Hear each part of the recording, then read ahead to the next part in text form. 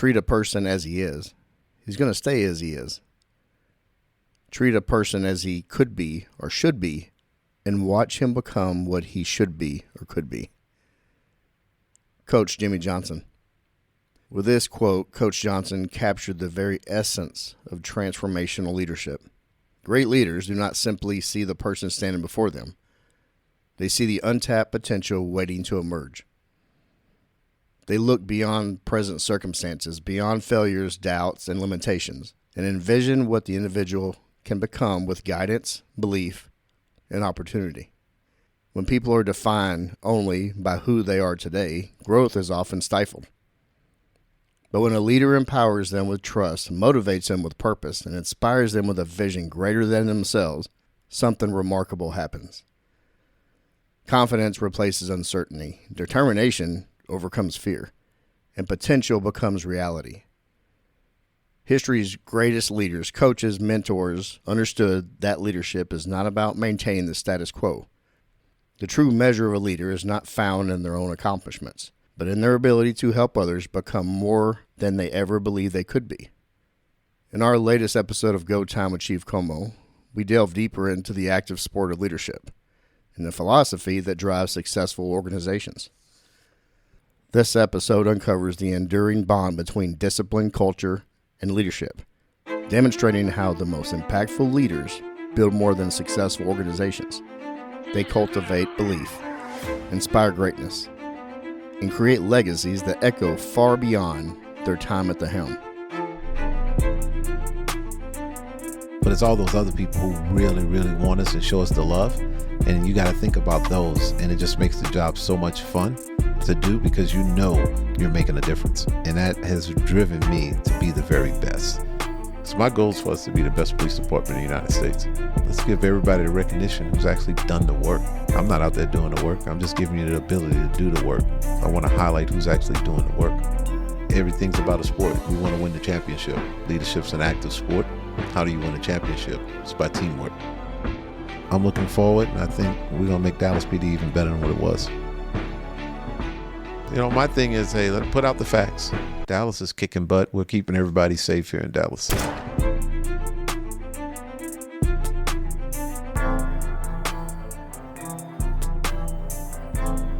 Chief, welcome back to the stage. Happy to be here as always. Yet again. So we're here for another Geaux Time with Chief Comeaux, and we want to talk about a project that's unveiling. And at the end of July, everybody's going to know exactly what it is, have a new book in their hands, hopefully. Yeah, I'm looking forward to it. You know, the funny part, a lot of people who know me, they're like, how does someone who doesn't like reading write a book? No, okay. Well, can you know, now that you're on the topic, can you tell the listener what's coming up? We're going to go through the why and the mission of the book, but give them a little glimpse of what to expect with this new book coming out. Well, look, I'm really excited about it. It's something I've wanted to do. And I'm not going to say always wanted to do, but towards the end of my DEA career, I started thinking about it. And then after a short time here, I was like, you know what? I need to do this. So I had been taking a lot of little notes down just over the years. I had them in one book where I would just jot down one-liners and thoughts. And the book's on leadership. And really what made me want to do it, I felt like I took some criticism about my leadership style early on. And I always felt like my leadership style really worked. And I looked at it as being a general manager of an athletic program. And I wanted to put that down in black and white and explain why I do certain things, how I do certain things, and my process of thinking when it comes to leadership. And what I did realize, there's a lot of old school leaders, especially in law enforcement, that don't think the way I think when it comes to leadership. So I wanted everyone to actually know what I'm thinking and why I go about certain things. And I believe it works. And I think that because of my leadership style, I've had success.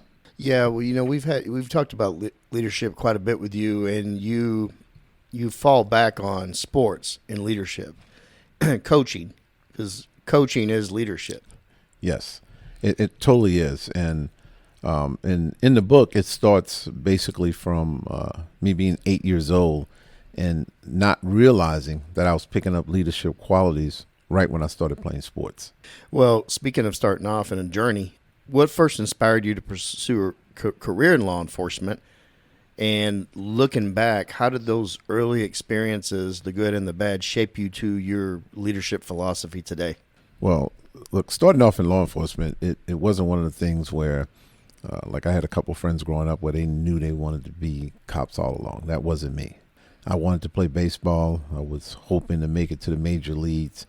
And once I ended up getting injured and hurt and realized that wasn't a reality, and it was, what am I going to do now? And there happened to be a Houston police officer who was a sergeant at the time, Sergeant Herman, played with his son on our team at Southwest Texas State. And his dad talked to me about being a police officer and pulled me in that direction. And then 1991, I started the Houston Police Academy. And what are some of the, looking back now, you've had several leaders and coaches. I know that I'm now talking to a Hall of Famer.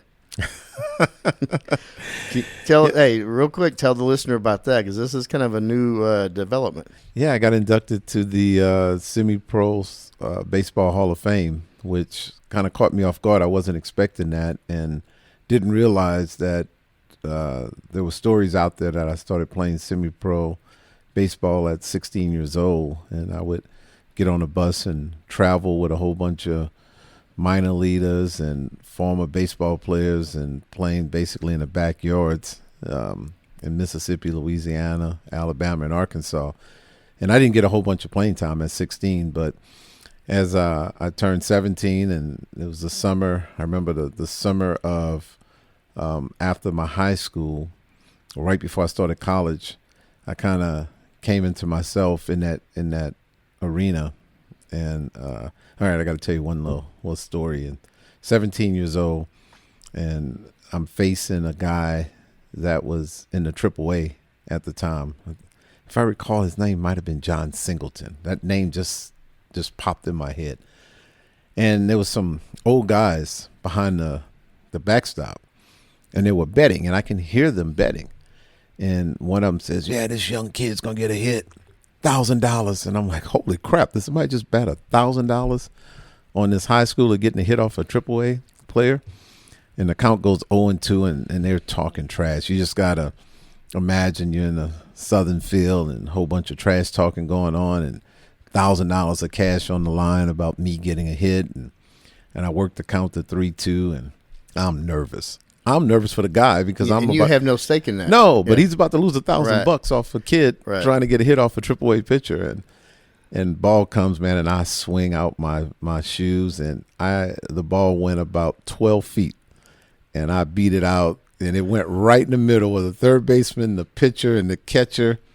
Technically, it's a hit. It's a hit. And the guy screaming, "Give me my money." He's like, "Nah, that doesn't count. That's not a real hit. It's not a true hit." But I remember that moment, and it kind of even helped me in my development of baseball, having confidence, even though the ball only went about 12 feet. But I got a hit. But it's a win. You know what? And every so often you'll even see a home run hitter, especially in not as much this year because they changed the rules back a little bit. But, some of the great ones take what's given to them. And when they were doing that big switch on the baseball field and they'd leave third base and shortstop wide open, they'd take a 75% swing and take a single. Some of the other teams would say, that's a win for us because he didn't hit a home run. But now he's on base, and the next guy hits a home run. It's strategizing, and you got to adapt to, and that goes, and that's the same with leadership. Your leadership has to adapt to the times and also to the trends. And you know what? A win's a win. Anytime you can put something in a win column, it's a good thing for the department. Absolutely. Going back to some of the early coaches and mentors for you in leadership, because I'm sure you gravitated to certain qualities, and then there's maybe other qualities that coaches or leaders that repelled you. Like just you knew that's not how you wanted to be. Yeah, so I got a lot of stories on both sides. Go back to my high school coach, and one of the things that he always told me is keep your mouth shut. Some people won't know how ignorant you are. Never forgot that. And that was away from baseball. But that's something that I've always remembered. And then baseball-wise, for him, his biggest thing was, hey, if you make contact, you always give yourself a chance. So become a contact hitter first. And if you make contact, you're not going to make an out all the time. And so you bring that into leadership. It's like figure out how not to lose, and then we'll figure out how to win. And so like when it comes to morale, figure out what it's going to do, what it's going to take to make officers want to come to work. And then once we figure out what it's going to take to make them want to come to work, now we're going to figure out what it's going to take to make them do the very best at work. And we'll continue to work on that, right? And everything I just put together with sports. So back on the bad qualities that impacted you. So I remember having a supervisor early on in my career, and it was time to get new cars. And he looked at me and he says, "Hey, I'm not going to give you a new car.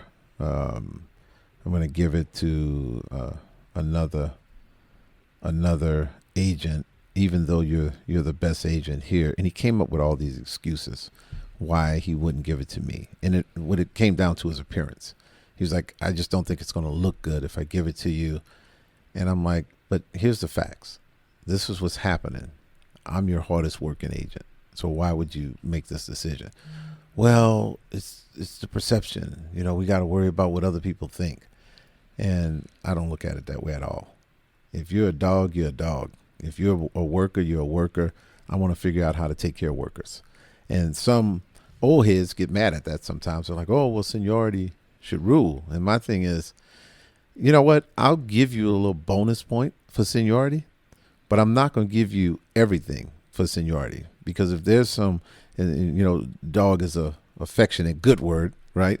If there's a dog out there truly working, they're carrying the division, they're making all the rest, they're doing all the warrants, man, I'm going to take care of that person. And if we got new cars, I'm going to give that person a new car. And just because you have 20 years on the job, but you do absolutely nothing other than show up, I'd rather take care of the younger officer that's carrying the group.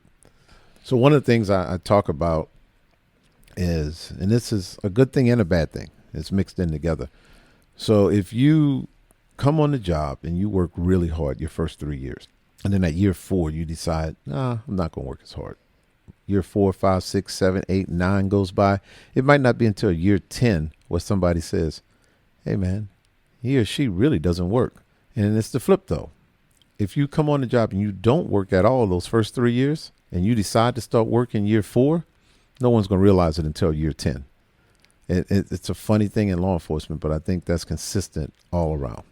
It is, but I'll say this. There's a lot of, I'm a big believer in people walk in the door with a certain type of work ethic and drive, okay, and pride in their work.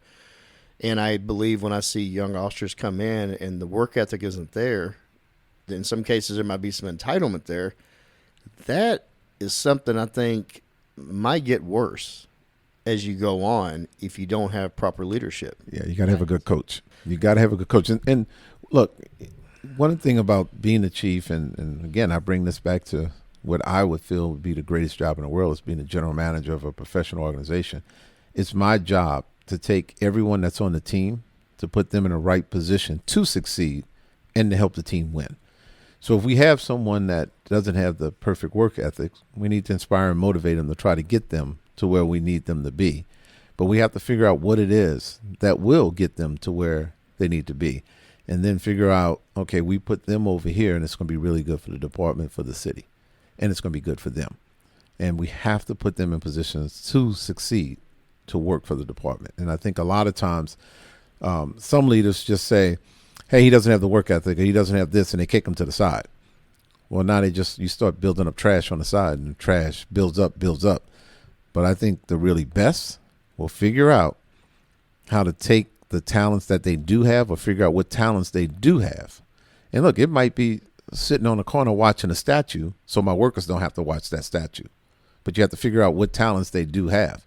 And if someone doesn't have the proper work ethic, it might be watching that statue on the corner. We have that new "I love DPD" sign out there. We might need somebody watching that 8 hours a day, so I don't have to put a worker out there watching it.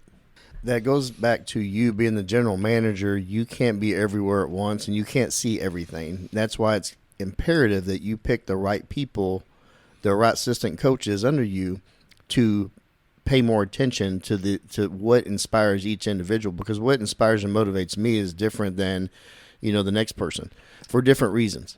It's 100% right. But the thing you also have to do, being the chief, the coach, the general manager, is you have to have confidence and know who you are to allow those who you pick to make decisions. You have to empower them to make decisions. And here's one of the things. I know there's some officers that will come up to me and they'll talk about sergeants and lieutenants, for instance. Well, Chief, you should move this sergeant or move this lieutenant. To be quite honest, I really don't know. I don't get into the sergeants and the lieutenants. If I'm going to empower my command staff to be able to make decisions, I need them to also be able to pick their players on their teams. So I'm not going to go all the way down and move a sergeant or pick lieutenants throughout the department. Like, I'm not empowering. If I'm going to give my command staff the ability and expect them to win championships, they should have the ability to pick their team. And I think a lot of old school leaders, especially in law enforcement, when they're at the top, they want to control everything when it comes to promotion. I let that go. I'm not moving sergeants and I'm not moving lieutenants around. I'm going to allow my command staff to make those decisions.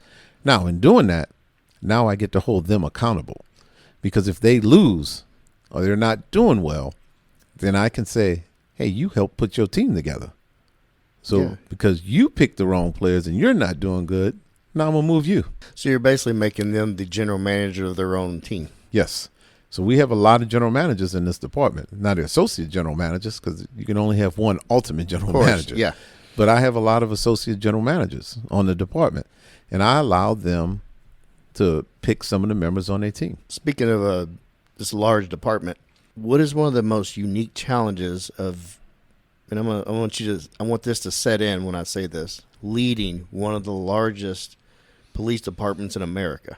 Yeah, sometimes I still don't realize that, I think. And I always say this, and you'll hear me talk about it, it was just progression.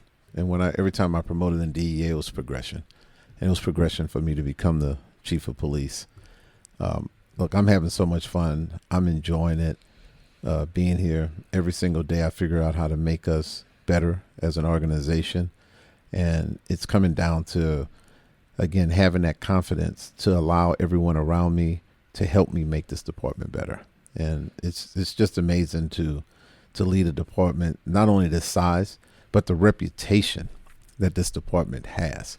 And this past week, survey came out from the city, and my boss called me up and said, "Hey, I'm not quite sure what happened." What do you mean you're not sure what happened? What's going on? And I thought he was about to give me something negative. He said, "Y'all are up 17 points from where you've been, and this is the highest DPD's ever been ranked, ever." And of course, it made me smile. But what the accomplishment for me is, because I have so many assistant general managers, that I'm allowing them to make decisions. I'm allowing them to pick their teammates. And see, here's the thing: when you pick your team, if you don't succeed, it's on you. So now you have to answer to it. So everybody has a little bit more buy-in when they pick their own team. Where instead of me just putting players on your team, if you lose, you say, "Hey man, you gave me all this trash. How you want me to win?" You pick your team, you got buy-in. So I feel like that's why we're up so much right now, because I'm giving so many command staff members the ability to lead. No, I like that. So it is basically, look at it from correlating leadership in the police department with sports. So you have let's say like a team owner. Team owner will say it's city manager. I'm down to the chief of police, the general manager. And then the coaches would be your command staff. And you're empowering them to basically put their teams together, because they all have their perceived wants and needs for their specific task, because there's different functions in a department our size. And what may work in investigative may not work in the patrol bureau. Yeah, that's 100% right. But all that circles back to me, in my opinion, confidence.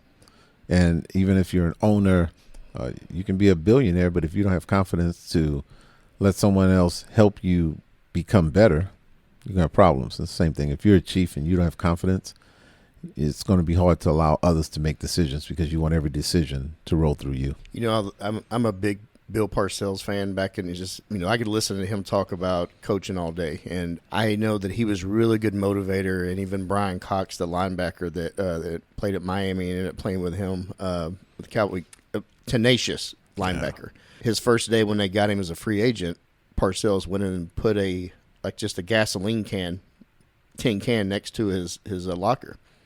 And he's like, "What is this for?" And he said, "Well, I was told that you run out of gas towards the end of the season." Oh, wow. And Cox got so angry about that, he wanted to prove him wrong. But then looking back, he said that motivated me because I was getting burned out in the job. And that motivated me to prove him wrong the rest of that season. I'll give you a breaking news. I love doing things like that. You cannot treat every person the same. You can't treat every officer the same. Some people on the command staff, I pat on the back. Some I kind of push a little harder. Some I encourage. And some I point out what they're doing wrong. And so everyone I treat differently. And if you do everything the same way, you're not bringing the most or the best out of everyone that's working with you. How do you balance the demands of the organization versus the demands of the frontline workers? Because I know it's two different things, but with the same goal, but it's a lot to juggle. Yeah, so the biggest thing for me is, and I would need everyone to know this and understand this, and when I go to the stations, we have the Chief Advisory Board, and that's who's carrying the water for the frontliners. They have the ability every quarter to sit down with me, and some of them come in with 2-3 pages of issues. And they're not always complaints. Some of them are really simple, and we're like, really? That's what's going on? Fixed. Done. Some of them take a little bit more time, but I have to give the front line an ability to get to me. And sometimes others block it because they're afraid of what I'm going to think or it's going to expose them. So I want to give everyone the ability to get to me. Now, of course, we have so many officers, I can't sit down and talk to every single one. I would love to, but look, the reality of it is it just won't happen. And then we even put a suggestion box up in the first floor. Yeah, first floor. And it's there for real. Like, I want to hear, because there's so many officers out there that have thoughts and ideas that would make the department better. And it doesn't reach us all the time. We actually look at it and we read it and we talk about it. And we figure out what is it that we can do to make us better based off of what the officers are saying. What are some of the qualities you look at when you're identifying leaders or future leaders of the department? One of the biggest things is, can you lay the foundation down for those behind you to walk over a little bit easier than you had it? That's important to me. What are you doing for those that are not equal to you or beneath you? What are you doing to make them better? One thing that I don't like when it comes to leadership, the one quality that's probably the worst for me when it comes to leadership is selfishness. If someone is selfish, don't want them on my team. If someone won't reach down and pull others up, don't want them on my team. I want to read a quote, because I like reading you quotes. Okay. Is it my quote or someone else's quote? It's somebody else's quote about you. Oh boy. Okay. He has a unique ability to protect his peace. This quality affords Chief Comeaux the ability to maintain a level of calm that resonates through his leadership. Not easily rattled, Comeaux relaxed style is hugely beneficial during the challenging moments. I want to talk about decision-making under pressure. That's from David Downing, by the way. Yeah. You know what? He kind of nailed me right there. He knows me a little bit. Look, not a whole lot rattles me. And part of that, again, it comes back to batting. You know what? How about this? 17 years old, 3-2 count. Somebody has $1,000 on you, right? I don't get rattled easy. And the first thing that I do is I figure out how to solve the problem. We have a major problem. How are we going to solve it? And it's not yelling and screaming. It's figuring out how we're going to get what is it going to take to get to the goal line? How are we going to get there? Let's not be mad. It happened already. We can't undo what's happened. Now we got to figure out how to fix it. And move forward. So, and I don't want to say minimize the problem, but we want to take everything out of the big problem, make it a smaller problem, and fix the problem. What are some of the difficult leadership decisions you had to make, and what did you learn from? And you're going DEA and now currently DPD. Look, always terminating somebody is never easy. That's always the tough one. But sometimes you just have to terminate someone for the good of the organization, and so that's never easy. You never want to do that because it's going to affect that person for the rest of their life. It's going to affect their kids, their family. But sometimes when you are a leader, you have to make tough decisions, and if you can't make tough decisions as a leader, you have a ceiling at being a leader. That might be a sergeant, might be a lieutenant. But there's definitely a ceiling if you can't make tough decisions. If you can't sit down across from a man or a woman and tell them what they did wrong as a leader, but when you tell them what they did wrong, also have a suggestion to tell them how they could have done it, or if they would have done it this way. Show them a different way, show them a different path, and talk about it. You can't be a true leader. How do you approach decision making when there's no perfect answer? What's overall best for the department? What's best for the department? You got to take selfishness out of it. And I think a lot of leaders don't do that. A lot of leaders are talking about, well, what is this going to do for me? How is this going to do for me? No. What is it going to do for the department? What is it going to do for the mass? And when you have to make a decision, so, and I talk about this to the command staff a lot, don't bring something to me if it's going to make 10 happy, but it's going to make 1,000 mad. Figure out how to make that 1,000 happy and figure out how to fix those 10. But we're not going to change to make 10 happy and 1,000 mad if it's not the right thing. Can you talk about what role humility plays in leadership, especially in a time of crisis? Look, it's never forget where you came from. And I think if you never forget where you came from, you'll always be good in that area. I know where I came from, and I know how I got here. And it was through hard work and dedication. But at the same time, man, I had so many people that helped me. I had so many people around me. And when I sit back and I think about it, even how I got this job, there's a lot of people that helped me get this job. And you have to be very humble. And I think all that goes together. Well, as a leader, as a general manager, how do you promote that to your other commanders to adopt that or see that as a value? So one for me, I don't need someone to pound their chest. You don't have to pound your chest to get noticed. In order to get noticed, you just need to do your job.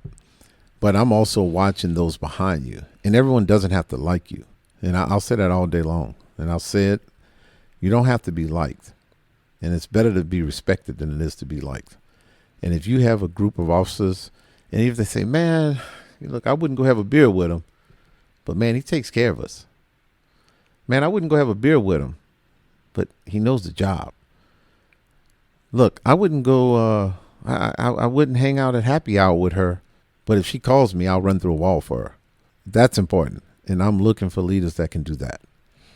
And the ones that you're not going to go play pool with them, but they're extremely fair. 100%.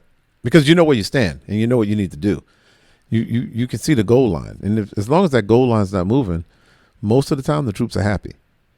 If the goal line's not moving, I know what I need to do to get there. Now, it's up to me to get there if I want to get there. If I want to put the work in, I can get to the goal line, good. And also being consistent is a huge part of it too. And you know this, being a hitter or being in sports, consistency goes with practicing and learning, and you got to practice. And also, it's not just practice like in a sport. You got to practice your leadership style. Well, let's go back to, I think we said it earlier in this podcast. First coach told me, you just want to make contact. If you always make contact, you're in the game. And that comes with the consistency, right? So you just want to, you got to have that consistency, and it's not moving the goalposts again. If you're consistent, everybody knows what it takes to get there, it's going to be easier, and it's going to make the whole department better. Speaking of making the whole department better, I want to talk about developing the next generation. What advice do you give young officers that aspire to become leaders? Be dedicated, work, and you need other people to recognize that you are a worker. It starts when at the lower level of the department, the ground, the troops, and look, let me go off topic just a tad bit. One of the things that I don't like about DPD and the culture, and I'm hearing it appears that, like when you're in patrol, it's just patrol. And that's starting to get on my nerves. It's starting to aggravate me because I told everyone when I got here, patrol's the most important part. We got to figure out how to build up patrol and the morale in patrol.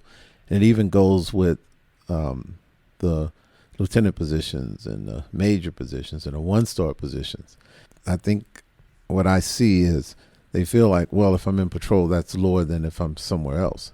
But I care about patrol more than I do about someone else. And I think it even shows like with the World Cup. And I'm not afraid to say it.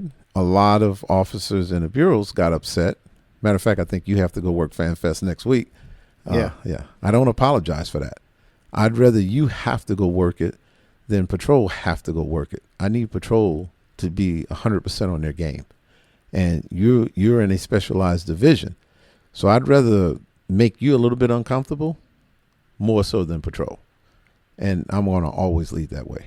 Well, because, patrol's work is never ending and they're uncomfortable pretty much every day. Yeah, I need patrol to be rock stars, and I want them to feel that way. And I'm talking to someone who made it to narcotics extremely fast in my law enforcement career, and I know I was blessed and it was a privilege to be there. So if and there was a time where we had a little shortage of officers and we had to go work overtime. We had to put our uniform back on and go get in a patrol car. Man, I went and did it with a smile on my face because I knew I was still in a specialized division. And I knew these patrol officers was out there grinding. So I'll never forget that. And that happened in the early 90s. So and you're still carrying that today. Yeah, 100%. If I will be harder on the bureaus all day long over patrol. I'm sorry, I don't think I answered your darn question, but that thought came in my mind. No, I like that. No, it goes back to building morale. And you as a leader and your leader's job is to keep that morale up and put people in the best position to grow as a professional. Yeah, and we have more officers in patrol than anything else. Yes. But we also have to build and start developing leaders in patrol. And that starts, look, I want my leadership style to go all the way down to the patrol level. And it's that empowerment part. I want patrol officers to say, well, if we do this and this, we can get response times down. Why shouldn't that make it all the way up to the top? So I'm trying to give everyone the ability when they come up with something really good to let us know about it. The mentorship is so key. And not just goes from not just the supervisory role, but also the senior leaders. The senior officers. Yeah, 100%. I have many mentors. And I've mentioned before in these podcasts, one of the things that I don't believe in is having all mentors that look like, act like, and sound like me, because that's not helping you grow. It's not helping you grow at all. And a lot of my mentors at this stage of my career are not in law enforcement. They're in the private sector. They're business leaders. And I pick up so much from business leaders because I see something different. I see something that's been in my blind spot for so long. So I want to continue to do that, but it's also for the command staff. They shouldn't only have mentors from DPD because DPD does it DPD's way. And then you get that answer, well, why are we doing it that way? Because we've always done it that way. But if you have mentors from other areas, then you might see something that says, you know what, we can't do it just like that because we have this and this in place. But I tell you what, I can surely tweak what I'm doing here to make us better rather than just doing it the same way all the time. Well, it's easy to get in your own echo chamber of because you get around a bunch of people just DPD or just in the law enforcement profession. You kind of start hearing the same things that are parroted, and it becomes an echo chamber. But if you have somebody from the outside that's successful, success is success, and management is management. It's just different professions. But the growth and mentorship is so key, and that's how you do it. You get other perspectives other than just like-minded perspectives. Right, and you can't know it all. You got to be willing to take some in. And I'm still, been in law enforcement since 91, just turned 57 years old, and I'm still thirsty. I want to learn. I want to listen. I told you when I first got here, look, listen, and learn. That was the 3 words. And I'm still look, listen, and learning after being here about 15 months now. And I will always look, listen, and learn while I'm here. I have another quote here for you. Extremely different type of style, leadership. Kind of hovered at 30,000 feet, monitoring people's attitude, pulling levers, making connections, and moving chess pieces. I was a grinder. I wanted to know the minutia because I believed having more information helped me make better decisions. I studied and prepared and organized and executed. But it was only because of his trust and his delegative style that I benefited. I didn't realize that at the time. He was putting me on a stage to audition for a larger role. Eric Smith. I was wondering who said that, and he popped in my mind. Look, Eric and I are very, very different. First of all, Eric's way smarter than I am. And he is. But can he hit a curveball? I don't know if he can hit a curveball. But you know what? Maybe he can't hit a curveball with a stick and a ball, but he darn sure can hit a curveball in leadership. Yes. He can definitely hit a curveball in leadership. And Eric, he said, he described himself perfectly. He's a grinder. He would get into it and he would know everything. And that was going on. Well, one of the things I wanted to do with Eric, because we were so different too, right? Our styles and personalities were very different. And I knew he would take care of work, take care of business. But every so often, and I can say it now, every so often I thought maybe he was going down the road the wrong way. And I would sit down and we would talk and just have a little AM morning talk. And I would throw some things out there in the air. And I can see him turning his head sideways, like that big old dog, like, well, what you talking about? And then all of a sudden I see the head straighten back up. And then 3 days later, he would come in and say, hey, we were doing this and we did this. And man, look how great this turned out. And I was like, Eric, you did an amazing job. And I think now he might realize that I was kind of giving him a hint on how to go in a different direction. But talk about a leader that can execute. It's Eric Smith. And he's a great leader. Oh, man. Just sitting with him for his episode was very serious man, very dedicated man, and very, very competent professional. So I tell you this. So here's another thing about Eric. Let's talk about Eric for a second. I wouldn't have never picked Eric because I didn't know Eric at the time. And I didn't pick Eric, and he ended up being my number two. I was so happy that he ended up being my number two because we were so different. But at the end of the day, we wanted the same exact results. We just got to it differently. Loved working with him. I think he made me better, and he made me better for this job also because I watched how he moved. So it was really good. Speaking of another good leader, got another quote here for you. For years, I had a front row seat watching Chief Comeaux rise through the ranks of DEA, lead some of the largest enforcement operations of the time, and effortlessly build highly successful mission-focused teams. His leadership attributes are many. However, his relentless focus on culture and mission and execution is central to his beliefs and success. Comeaux is correct. Cultural wins every time. Developing a mission-first culture was paramount to his success. Chief Comeaux has always held others to a higher standard. Equally important was Chief Comeaux's investment in developing the next generation of leaders and his focus on the principles that the mission transcends personal recognition and becomes something worth protecting. For years, I have watched Comeaux shape cultural identity as shared ownership, mutual accountability, and mission above self. This identity instilled by Chief Comeaux is what separates good teams from championship caliber organizations, specifically with law enforcement cultures. Comeaux is correct when officers hold each other to the standard not because they have to, but because they believe in the mission. That's when culture does the heavy lifting that supervision alone can never accomplish. The great Chief Clay Morris. That's my redneck brother. I think they've heard him by now. Yeah, that's my redneck brother. We're really close. Love the words he said about me. And the thing that I grab out of that most is, here's a little story. A lot of people say when you retire from an organization, like when I retired from DEA, the organization will forget about you. The people will forget about you because if you can no longer do anything for the people, they'll forget about you and the organization is going to move on. I've heard that for so many years throughout my career. But I will tell you, and I want to take a little victory lap if I can. One of the things that I'm most proud of my DEA career, I did my very, very best to be a mentor. And we talk about laying down that foundation often.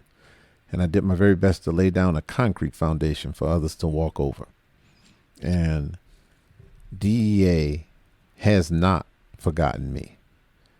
I get text messages, phone calls, emails, I would say daily, from someone from DEA.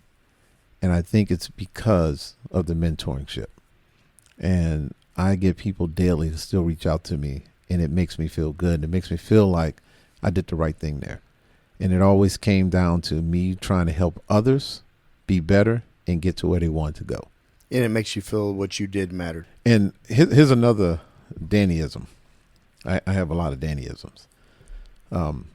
Always better to go where you want it than where you want to go.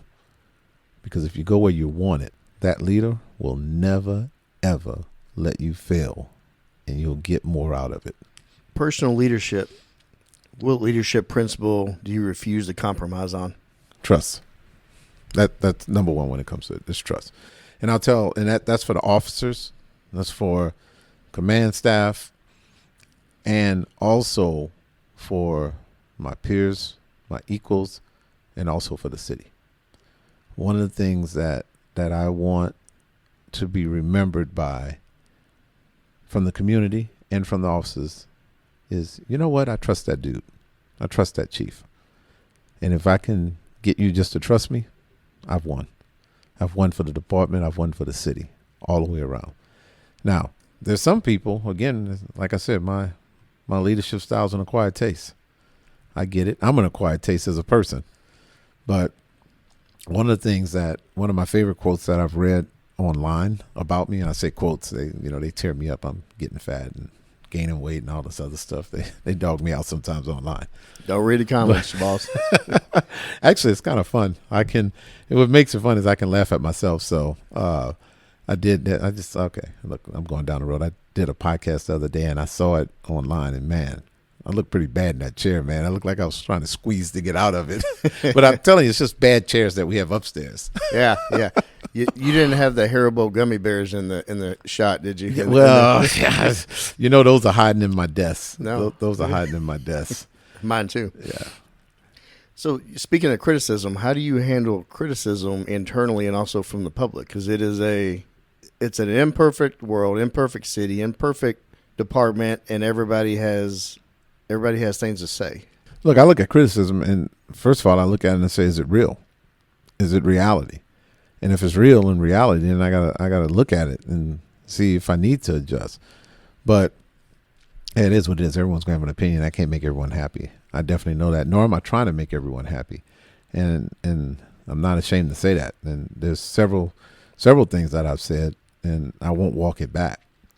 I will never walk back that, we are the most proactive police department in the United States. We're going to put the worst of the worst in jail. We're going out trying to crush crime before crime happens. Like, some areas don't want you to say that. I won't walk that back. And I'm not going to apologize for saying what I believe.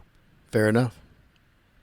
One of the biggest things you brought, and right from the first episode we had with you sitting down, was empowerment, empowering others. I want to, as a leader, what does it mean to truly empower the men and women under your command? Well, that's how we get better. Look, and again, it goes back to what I said earlier. You got to have the confidence to empower people. If you don't have the confidence in yourself, you can't empower people. You have to. I want the command staff to come up with something better than I was thinking. And if they do, we win. The department wins. And I will give them credit all day long for the great work that they're doing. We're not up 17% because Chief Comeaux came in and changed everything. We're up 17% because Chief Comeaux gave the command staff the ability to make decisions. Chief Comeaux provided them one word, empowerment, to allow them to make us better. I motivate them, I inspire them to make them better and the department better. How do you encourage the command staff to lead with their own unique style, but also hold them accountable? First of all, just don't be selfish, right? Do it for the department, do it for the city. And the accountability also comes when they get to make their own picks. It's instant accountability, because if they don't succeed or they're not doing it right, it's on them. If I say, hey, Joe, I want you to be the very best in the wellness unit, and here's 5 people you have to work with, and none of them are any good, I really shouldn't hold you accountable, or it's harder to hold you accountable. But if I say, hey, Joe, pick your team, and the wellness unit's not doing that well, then I'm going to look at you and say, Joe, you picked your team, so now it's time for me to move you. Sasha, you need to listen, because I'm coming for you. I'm tired of the weak link. I'm just kidding, Sasha. I love you. Can you share a moment when empowering someone resulted in an unexpected success? Okay, let's go back to my time when I was 14 in the government, and that would be equal to, I would say I was a resident agent in charge, so I would say equal to a lieutenant. Okay. And I was in Gulfport, and one of the biggest investigations that we did, well, my biggest investigation in my entire law enforcement career, was Gulfport Resident Office was the first to indict El Mencho Ruben Cervantes. We were the first to ever indict him. And the empowerment I gave was to a intel analyst, John Metcalf, who was a former task force officer who became, as I messed with him, a nerd and put on glasses and became an intel analyst. I empowered him to think outside the box, to do whatever he wanted to do to make the office better. And we brought in this high-powered informant, and they came up with so many different thoughts on how to go after this case. Well, I was a little bit nervous. Was I going to get indicted, or were we going to be superstars by indicting the biggest and baddest, most violent drug trafficker in the world? And we end up indicting the biggest and baddest, most violent drug trafficker in the world. But it was because I empowered him to work with the team to make decisions on doing things that I would have never thought of. And we end up getting up on a pen register, which ended up allowing us to ping El Mencho's phone all the way in Mexico. That would have never happened if I wouldn't have empowered the intel analysts and the officers and the agents to do their job. Because the bottom line is the mission success, to win championship. And it doesn't matter who comes up with it. And that did not come from me as the supervisor, as the leader of that office. I can tell you, it didn't start with me, and it didn't come from me. But at the end of the day, we won. We were the first to ever indict him in the history of the world. Chief, we talked about before your book on leadership, which I can't wait to read it its entirety. July 24th. You can do the pre-orders now, and I have been posted online. I've already bought mine, and I can't wait to get the signed copy. I appreciate that. There's several excerpts that I have seen put out on LinkedIn and on social media. Culture wins championships. Baseball taught me that leadership is never really about the individual alone. The strongest teams I've ever associated with had leadership throughout the organization. Players held each other accountable. Coaches developed future leaders. Culture became stronger because individuals understood the mission was bigger than personal recognition. Can you talk about that quote? Look, that sums it up. That's what I believe. It's a team effort. And again, even if we have someone that has different talents than the next man, we have to figure out where to put them in the lineup. If we have someone who is a base hitter and they're really fast, you want to put them at leadoff. We have to figure out throughout the department how we utilize someone's talent to put them in the right position to succeed. And we don't have to care who gets the recognition as long as we win. So if we keep serving this community at the level that we're serving them, we putting the worst of the worst in jail, we're coming up and it's a team effort, man, we're winning. And that's what's important. So we just want to win the whole time, and we need to figure that part of it out. Another quote I have here is leadership is service. Leadership is not measured by how many people work for you. Leadership is not measured by how many people are better because of your influence. The greatest leaders are not remembered for the positions they held. They are remembered for the people they developed and cultures they built and the lives they changed along the way. I think I know the answer, but can you tell us about that? Look, one of the most important things is legacy. It's legacy. Look, we talked about it several times, and I didn't know you were actually going to bring these quotes up, but I think we've talked about it several times, laying that foundation behind, being able to help others, not only get to where you are, but be better than you. I am not, there's several agents that I can call by name right now in DEA that I think will be better and more successful than I was there. And I just want to be a part, and I'm happy that I was a part to help them, guide them, lead them in a direction to let their talent shine, because they're so talented and they're going to be better than I was. And I enjoy that pretty much more than anything else when it comes to leadership. Watching those who are behind me become better than me.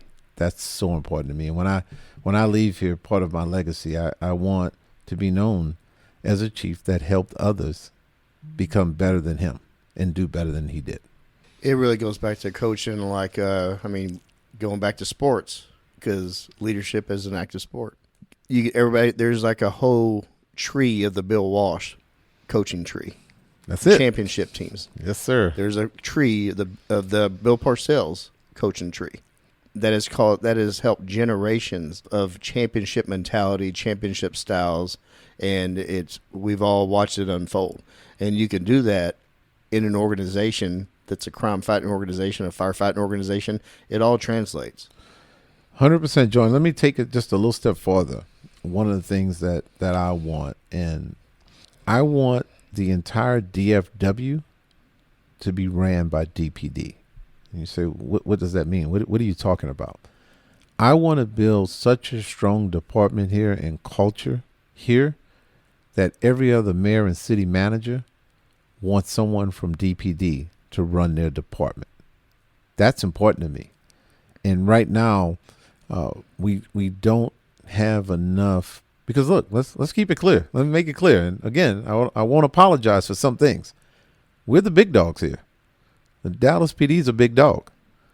And we need other city managers and mayors to want members from our department to run their department. And I don't mean that in a negative way. And I'm not trying to come off some kind of way. But the Dallas Police Department is very unique in the skill set that we deal with every single day as an officer. And we want to be able to share that through other cities. It garners experience and it garners expertise because of the sheer volume that our department has to handle. And I take a lot of pride in other agencies. I want other agencies to look at us and say, I take a lot of pride when they come to us asking for advice, because that says a lot about our organization. And it comes from the top and the culture that we built. Totally agree. 100%. Leadership is not something you watch from the sidelines. Leadership demands preparation, discipline, resilience, and participation every single day. Because leadership is not a spectator sport. Leadership is an active sport. It's another quote. Yeah, you have to be in the game. You have to be in the game. And look, not in part, I've been criticized before because I'm more of a 30,000-foot guy, kind of like what Eric said. I'm not going to be in the minutia. I'm not going to be down in the dirt trying to figure things out. That's what I have command staff for. But trust and believe. I'm watching. I'm looking, I'm listening, and I'm learning. But I'm watching. And I know who's working, and I know what people think about people. Because one of the things I do is I walk around a lot. And I get out by myself a lot. And I love to just stop to the station. And officers love to talk. So I'm constantly hearing things. So I know what's going on. You're just absorbing all this information. All the time. And I make decisions based off of what I'm seeing and what I'm hearing. I make sure it's factual. But then I work with informants for over 30 years of my law enforcement career. So, I have informants out there. As you should. And if you start hearing similar things from multiple different confidential sources, there's more than likely there's some fire where that smoke is. Absolutely. Absolutely. You said before, this smoke is hot. Got another one here. Athletes train constantly because performance requires maintenance. Leadership works the same way. Strong culture requires continual investment. Trust requires continual investment. Communication requires continual investment. Organizations drift when leadership becomes complacent. Yeah, look, let's pull one part out of there. Let's pull the communication piece. As long as we're communicating as a department from the bottom all the way to the top, we're going to win. And if you lose that communication piece, you tend to lose. If you tend not to listen or hear, you're going to lose. And if you can't go back and talk to everyone, you're going to lose. So communication is the biggest part of that quote, and I believe it 100%. Well, we have more quotes to get to, but I love the parallel of law enforcement or any profession correlating with the organization of sports. So to sit and get more perspective on this, we have a special co-host for the listener that may know a little bit about recognizing great leadership, good leadership, and poor leadership. Yeah, I'm looking forward to this right now. You know, one of the best ever to play the game, and very unorthodox. And he was a cowboy. I don't know if he still wants to claim the Cowboys, but he was a cowboy. I bet he does. Yeah, he's probably gonna punch me. I don't want to piss him off. No. But I do intentionally try to piss him off from time to time because I don't think he can catch me anymore. You really want to chance it? I don't. No, I don't. I really don't. Well, listeners, we want to welcome on, and Chief did mention this is unorthodox for this podcast, but I think this individual has the championship mentality. Matter of fact, I know he has the championship mentality, and he has incredible Dallas ties. Yes, he does. But before we give him all his flowers, can I just say one thing? And I want him to hear this loud and clear. As I look him in the eye right now, I want him to know that yes, I want to brag right now, sir. I won your All-Star Poker Tournament, not you. Why are you inching away from the table? Well, hey. You see those hands? Yeah. The great Charles Haley, thanks for being with us. Hey, thanks for having me, guys. And welcome to Dallas PD. Whoa, I feel like I'm at home. I'm always coming down talking to you guys because I always want you guys to come into the schools and help the kids understand that y'all not po-po, but y'all the police here to serve everyone. And, y'all leadership, has been great. I would go talk to high schools and elementary schools about just doing right, stay away from gangs, and, talk about some of my past failures and successes. I appreciate you saying that, and I can assure you, as long as I'm the chief of police here, we will always be there to work with you with the kids because it's super important. Yes, it is. We only invest in people in certain areas, but how can they be our future if we don't invest in them? We don't show them what love is, and that's one of the biggest things is growing up. The police officer would come over the neighborhood, whoever got going to get arrested, they sit in the front seat, go to the courthouse, and then the police officer brings them back. I've never, ever seen a cop pull a gun, ever. And, so for me, cops have always been friends because of that relationship we had and the judges and stuff. So me to pass that down generation, but the only thing that bothers everything is the video games. The video games where they are shooting police officers and stuff, so they think it's a game, it's not real. And so we have to do all the things we can to get them to understand the role and the job of police. Yeah, you're right about the games, that there's consequences in real life, though. The game, you don't have a good score that day or you lose the game, but there are no consequences beyond when you turn the TV off. And I don't know, it's scary for me as a father that of all these challenges that are out there for kids. And I appreciate what you do. I know what you do for the children. And I mean, even on the Dak Prescott's Foundation, you're always showing up and talking to those kids. And these are the kids on the mentorship program. These are high level athletes. I mean, state champion. They're good kids, and they have they have a great foundation, but there's many kids out there that do not have those opportunities in the foundation, nor do they have examples of good leadership. They do have examples because you guys are standing right there with them, and they know what trust is because you show up every day.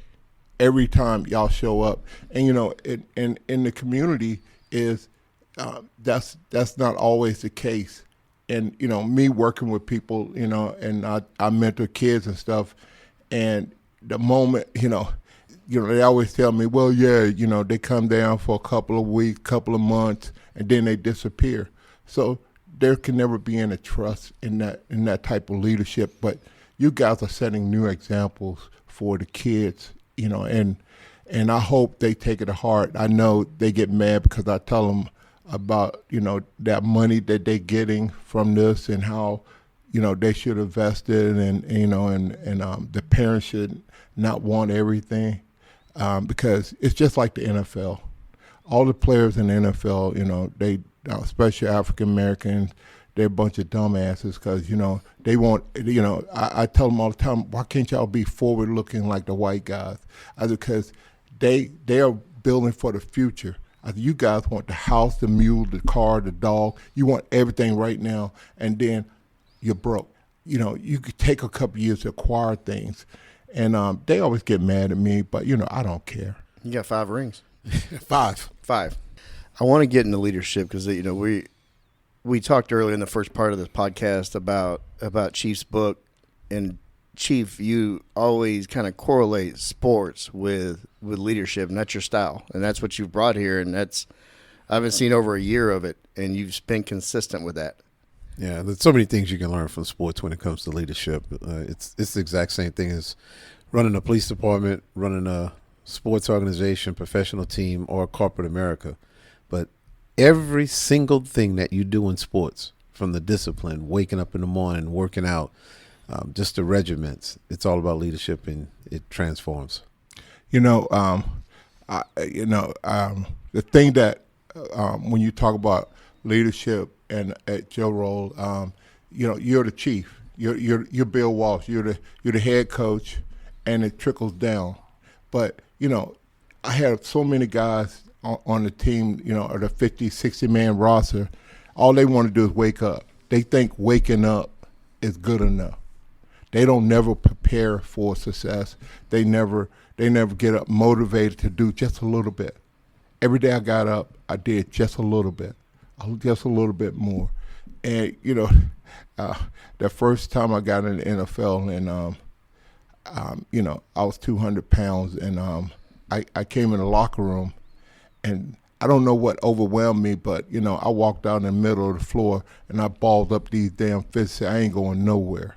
Hey, I determined that I was going to take my job and I was going to be the best at it. And then that's what the key is. You're there for 2 or 3 years and then you just get in the motions instead of going like, okay, how do I keep improving myself? So now I'm curious because forgive me for not knowing this. What round were you drafted in? Fourth round. So it wasn't a guarantee for you in the 4th round. No.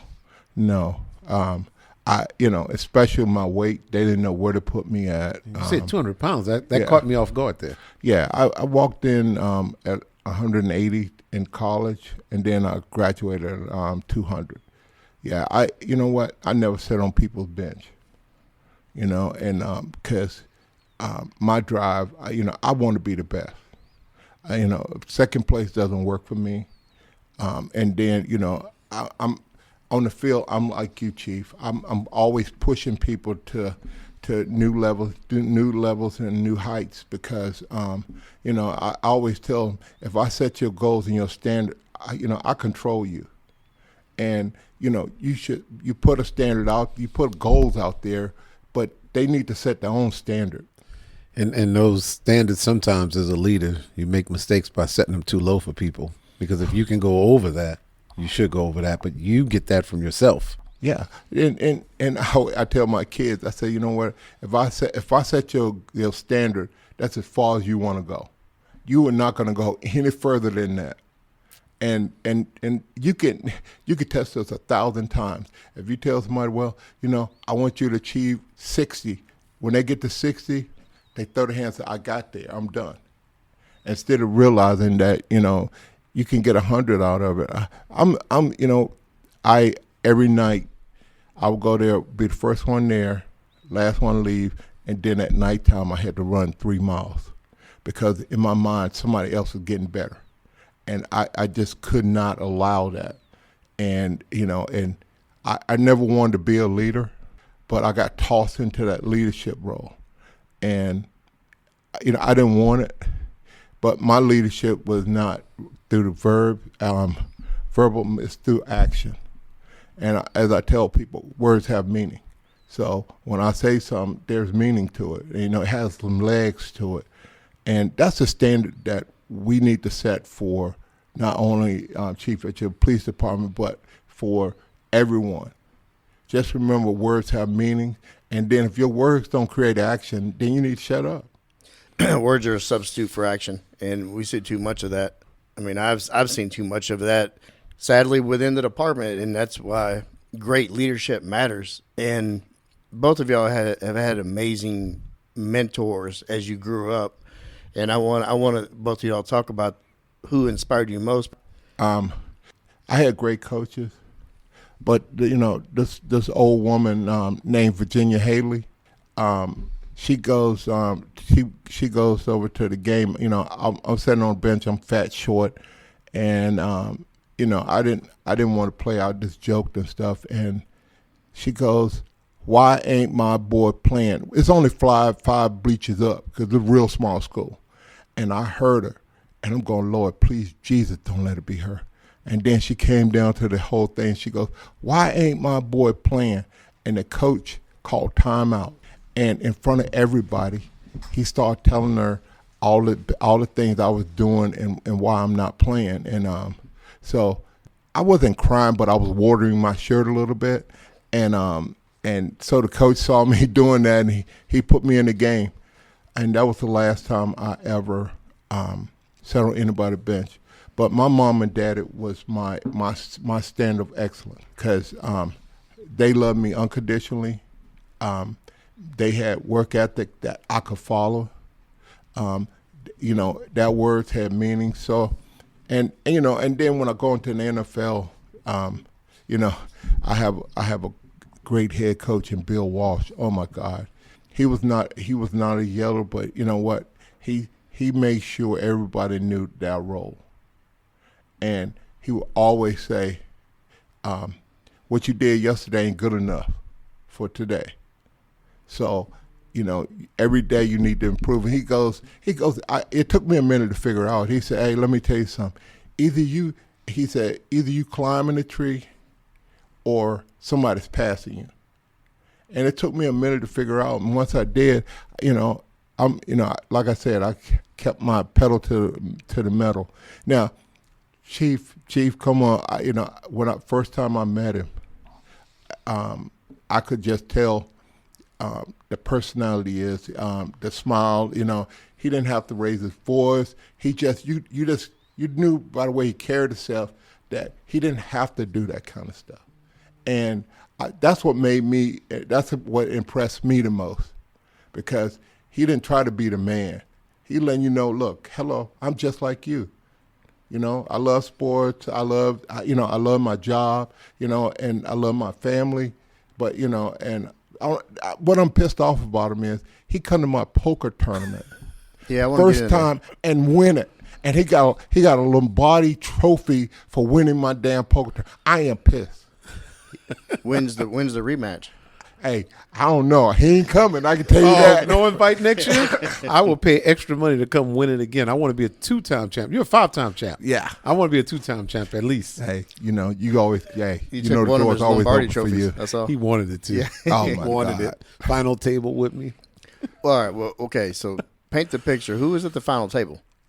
I know it was me, Michael Irvin, Cliff Fisher, me, and I don't remember the other two people's name, but he put us out quick. But I tell you what, if you put Charles and Michael Irvin at the same table, man, that trash talking that goes on at that table. Whoo! Wait a minute, hold up.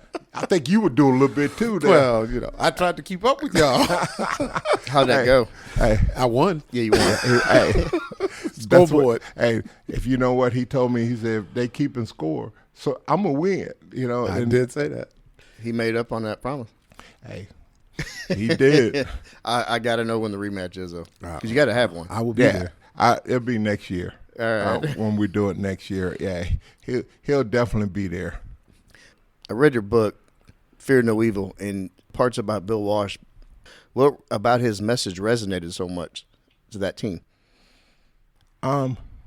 He, for me, I want, he was one of those really intelligent guys that that when he walks in the room, you got to be ready because half of the words come out of his mouth. I didn't know what they meant. Get a thesaurus out. And so I had to stand up in the meeting. I said, Coach, I went to James Madison. I said, they told me how to play football, but they ain't told me that. He said, Haley, sit down. So he dumbed it down a little bit because most of the guys that they were getting were from big schools, and this was the first year they were going down to smaller schools. And when you are willing to lower your standards to raise other people's standards up, that's what leadership is. And so he impressed me with that. And the other thing that he made me mad about was his, I had, when I got, I think when I got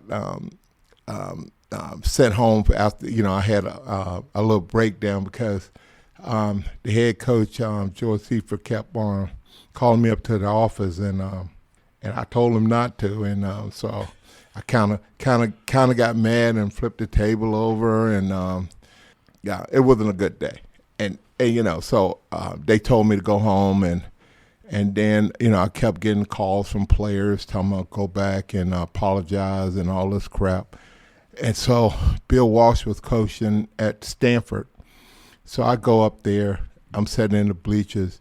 He out there coaching, and then he stopped coaching and came over to me, right? And I'm I'm sitting there with my head in my hand, because I didn't know what to do, and I'm asking him for the first time in my life. I asked somebody for advice, and this is what he says. He goes, Charles, if I tell you to go, and you're unhappy, you're gonna hate me. If I tell you to stay, you're unhappy, you're gonna hate me. He said, it's time for you to put your big boy pants on and make a decision. And I'm sitting there looking at him as he walk away going like, bruh, I came all the way up here for you to help me make that decision. And then you made me make that decision. And I thank him for that, because if he had told me what to do, I would have done it. And I don't know if I'd have been successful if he had told me what to do. Well, it kind of goes back to what your philosophy, Chief, and empowerment. Empowerment has to be the main thing when it comes to leadership. And one of the things is, and what I hear from that story also, you shouldn't manage up. And what Charles was trying to get Bill to do was manage for him. Tell me what to do. Yeah. Instead, he put it back on Charles and said, you make this decision. And oftentimes when it comes to leadership, you should never manage up. Figure out the plan, make a decision, and then move forward. And I tell you what, your life's much happier because you made that decision, and I think you won a couple more rings after that. Yeah, I did, and thank God I won 3 more. And my as I told Joy and them that I'm not easy to be replaced. People think is that you can replace replace players just because of anything. You just the character of the person is what builds the people around them. I came here, they gathered around me, like I was an eagle under my wings, and they wanted what I had. The first thing the dumbasses said was, "Hey, I want to see your Super Bowl ring." I said, "No, let's win one." Yeah, I like that. So so we went about winning one, and and work ethic, man. God, man, it was great. Those guys were fast. They overachievers, and they made me love the game again. Look, leaders, coaches, star players has the ability to change culture. Yes. And when you change the culture, that's how you win Super Bowls. That's how you win rings. That's how you become known as the #1 police department in the United States. Yes, it is. But if it don't trickle down, if it just goes down one level and stops, then you're wasting your time. It got to go all the way down. The janitor that's walking around here has to understand his role, And as I tell my teammates, I say, you know what? I treat everybody, even now, I treat the janitors all the way up. I go in the stadium, I hug all of them because you know what? Without them, there could be no me. And I tell you what, Charles, I'm very intentional every single day that I speak to every single janitor in this building when I see him. Hey, it means you don't know how much that means to those people that you will, they think that they're nobody. Charles, one retired and gave me a letter, a 2-page letter, that I am not a sensitive person and I don't get emotional. That's the closest I've gotten emotional in 10 years after I read that letter, and it was from a janitor that retired here. That is tough, man. But like I said, when you pick up the weakest of us and make them feel strong, then you're developing something that'll last a lifetime. I walk in, and if people come to me or something, they come first. They come and get in front of them and tell them leave them alone or whatever, and I'm going like, wow. But I just believe in that. If you want respect, you got to give it. It may not come back right away, but it will come back. Well, it makes them feel appreciated, and then that will follow you into whatever job you want them to do. And if they're part of an organization, they truly feel like they're a part of the team. Yes. Well, we're all part of the team, right? Mm-hmm. And he says all the way down to the bottom to the top. If you're going to win, everyone has to have buy-in. Everyone has to be a part of that. What most people don't get is that, hey, there's no I in team. That's what happens. That's what's wrong. A lot of people want to say I. They want to take credit instead of saying we. We and us. Charles, I got to ask you this. So you went from 2 Super Bowl champion at San Francisco, Defensive Player of the Year, and you go from one coaching style to Dallas, young, very young. I think they're the youngest team in the league when you got over there, and very talented and on the rise. What are the differences in the leadership styles? Every head coach instills something in me, something that I'll take away. Bill Walsh was he taught me that that being intelligent is the key to understanding your role. George Seaver was micromanager, so I learned to be detailed. Jimmy Johnson was an authoritarian, a Hitler, my way or the highway. And then Barry Switzer was, he wanted you to be your own man. He didn't tell you what to do. He wants you to, he wants you to be your own man to carry yourself with respect, but he didn't want to have to tell you what to do. That's interesting. I like that too. Yeah, I like hearing different styles. I have always wondered, and from each leadership style, you take something from it. I have a quote from your book, Chief, I want to read, and I want to kind of get both of y'all's opinion on it. One emotional decision can affect an entire organization. One lapse in discipline can create consequences far beyond the moment itself. One individual who refuses accountability can damage an entire team culture. Yeah.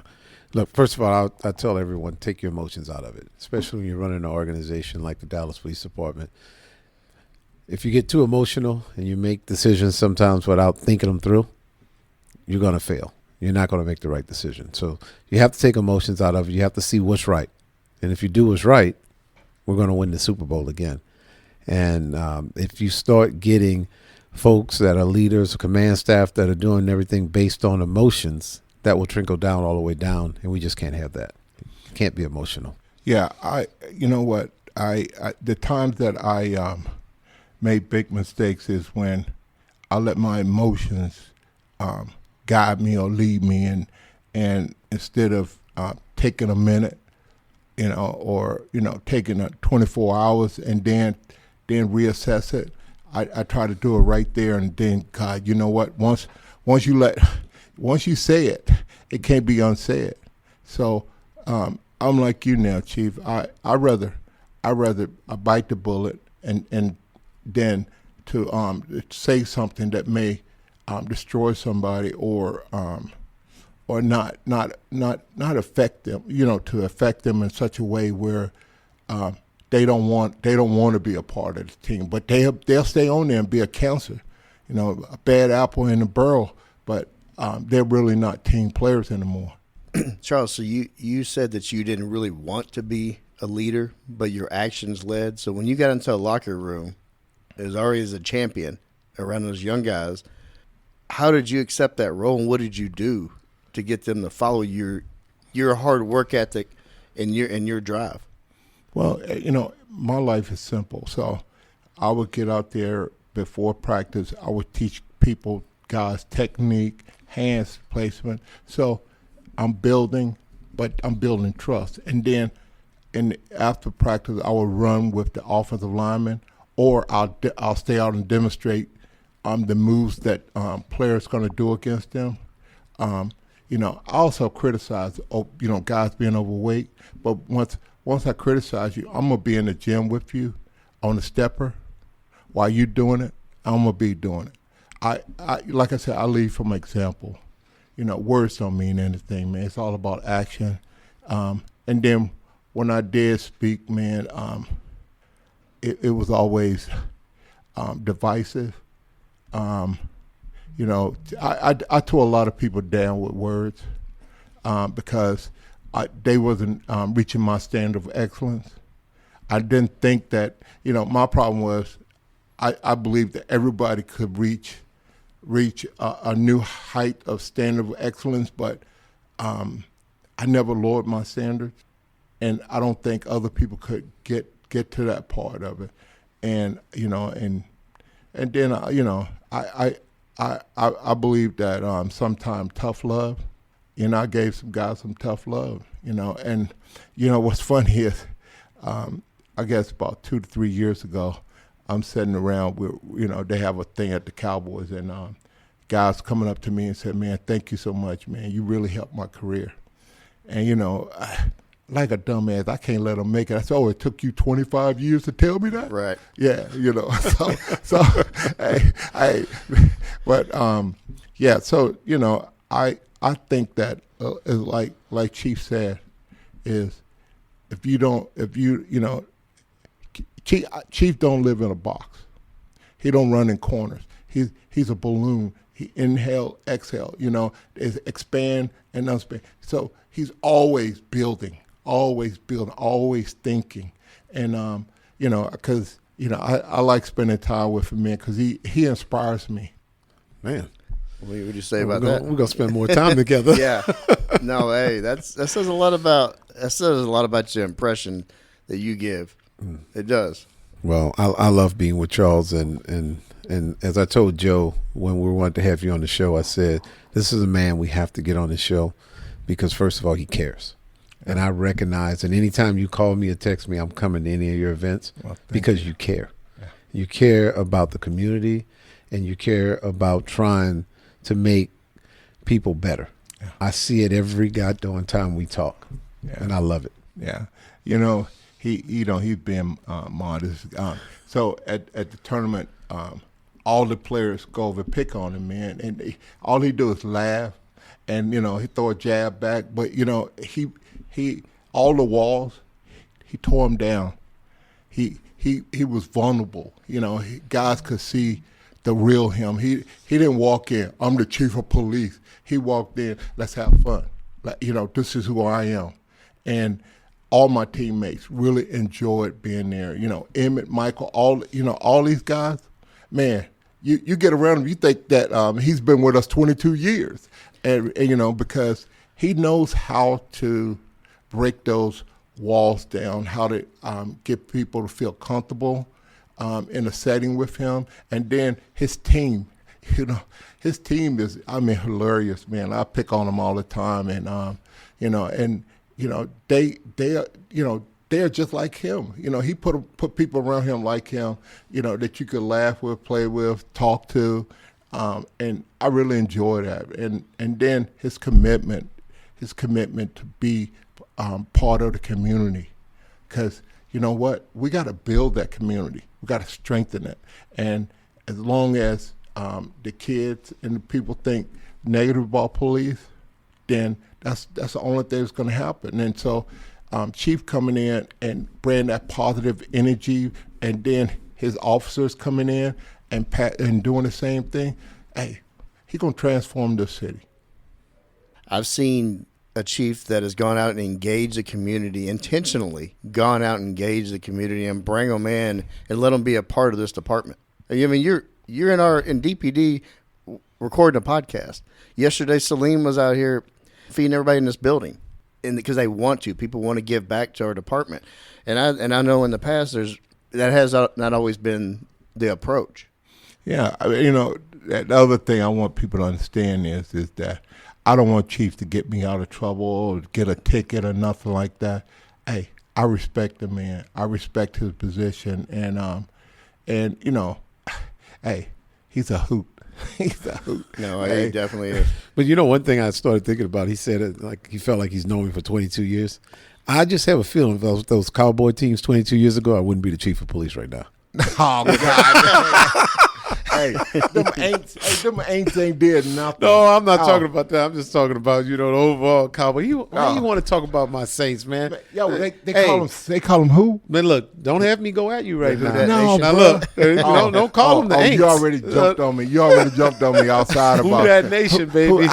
They won one Super Bowl. It's more than the Cowboys have. In the last, y'all haven't won one since the Saints won one. But I'm not a Dallas hater. I will root for the Cowboys unless they playing against the Saints. If they playing against the Saints, I'm sorry. I'm loyal. I'm loyal till the day I die. Yeah, I'm a Pittsburgh Steelers fan. All right, man. And I never stopped. Me and Joe Green was the reason why I played defense. Wow. He threw that when he threw that jersey out to that kid that day. That was the first Super Bowl we ever got, because we were in church, and for some reason we got to see that. And he inspired me so much. He lives in Texas, right? And so I go over to his house. I ask him to come to every event. Hey, I really love this dude, man. And I bring as many Pittsburgh Steelers players to my golf tournament or poker or whatever I can, because I just love those guys. No, I mean, even though they beat us in the 70s here in Dallas. I mean, I completely appreciate that organizations. I mean, there's a reason they have been winning since the 70s. Look how many coaches they have had since the 70s. Oh, yeah. Not that many. No, what kind three? of one hand? They've had three. That's three. That's it. Well, now they're on their fourth, so that's amazing. Yeah. No, they're impressive. I mean, I don't like when the Cowboys play them, but they're impressive. Yeah, they play them this year, I think. Or Baltimore. I think they play Baltimore. They do play Baltimore. Yeah. They play them in another country, I think. Yeah. Is that the one in Brazil? Yeah, one in Brazil. I'm going to Brazil. Of course you are. You bringing me? No, oh, bro. come on, man. Chief, I don't want to get you in trouble. Hey. You know what? You're right. I'll stay right here in Dallas. You know what? The devil might be with me. I got to, So, man, you told me you're a changed man. I am, but you know what? Sometimes, he gets after you sometimes. He does. He does. You leave the country, especially. But I had a sex addiction, I had a drug addiction, I had an alcohol addiction, and God, God gave me reprieve. All of that is gone. I've been sober and everything for 22 years, and it's life changing. It's amazing. I could never see out the window. It was always dirty, dark. I could never see it. And once I got my medication taken care of, and in my alcohol and drug addiction, everything else just left. And I refuse to go backwards. I'm joking about the devil. I refuse to go backwards, and because I know all it takes is one thing, and then you back to where you were before. And I lost my family, my kids, a lot of money. But, that day when I was there, and I fell to the floor, man, and tears coming out, man. And God told me, get up. And I got up, and everything that I lost, I got it back. And it's amazing. it's amazing. I rebuilt. I had a 1-story house. I rebuilt it myself because when I got out of there, God said, you could do whatever you want, whatever you put your mind to, and I did it. Everybody was laughing at me, thinking that I don't know what I'm doing and all this, but they don't realize that I did my study. I walked behind contractors and I walked behind builders, and gathered all the information. Then I took, smart Charles is, I took the employees to get them over there to do mines too. So, well, I don't know if you noticed, this is actually the wellness unit that we're sitting in right now for DPD. Okay. So whenever an officer is going through that needs counseling or mental health, this is the unit that they come to, and Joe is part of that unit, and very important to police departments because sometimes we see addictions, especially when it comes to domestic violence. We'll see DWIs a lot of times, and this unit right here is where they come to for help. Yeah. Hey, I wish somebody had told me early that I was going through, I was bipolar, whatever, manic depressant, because everybody was scared. Oh, you put him on medication stuff that might take away his talent or whatever. And I don't think that worked for me because I was the best when the bullets are flying. That's when I get the calmest, and I just believe that everything I saw, with my kids, I spanked my kids once and I go like, oh my God, if I get mad, if I get angry, God, I could hurt them. So then I never touched them again after that. I just found other ways to discipline. And all we doing is passing violence down. If I hit my kids gonna hit their kids and their kids. It's just never ends. So I do a lot of talking about, there's a lot of other things to do besides punish, hit your kids. So, but my mental illness, the thing is, people don't understand. And, I could walk around smiling, but I'm thinking about killing myself. Right. Because you don't know what's going on in the side of my head. But what you do know is you see my actions. You can see me a loner over here. You see me bouncing off the walls. You know what you do?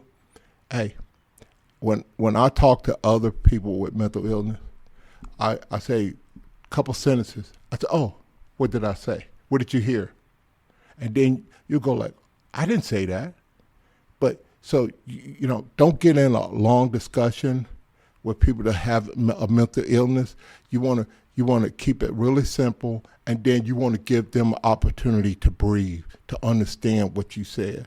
And this is the most effective tool that I use in my toolbox, from talking to professional athletes or to youth or to whoever, is slow it down, and then you can tell what's going on inside that head when you do that.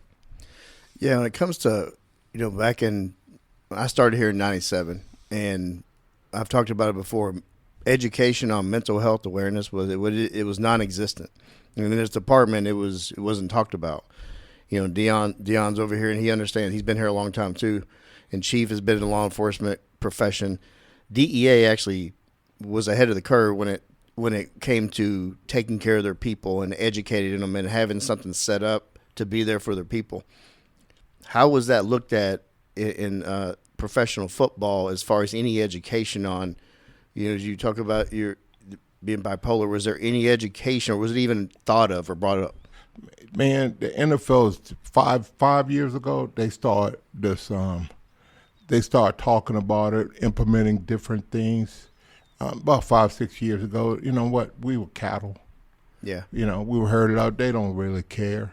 Especially the old owners, they don't care. But we have to. This is what bothers the hell out of me is that when I make a decision, it's mental illness. It works against you sometimes because when you make decisions, they talk about, oh, he must not be taking his medicine, right, or whatever. But you could even put your logic of why you made that decision, and they still think that you're in that mode. And that's what pisses me off the most is that I feel, society really don't understand. All they want to do is put a label on you, and then no matter what you do, whether it's good or bad, it's about mental illness, and we have to change that.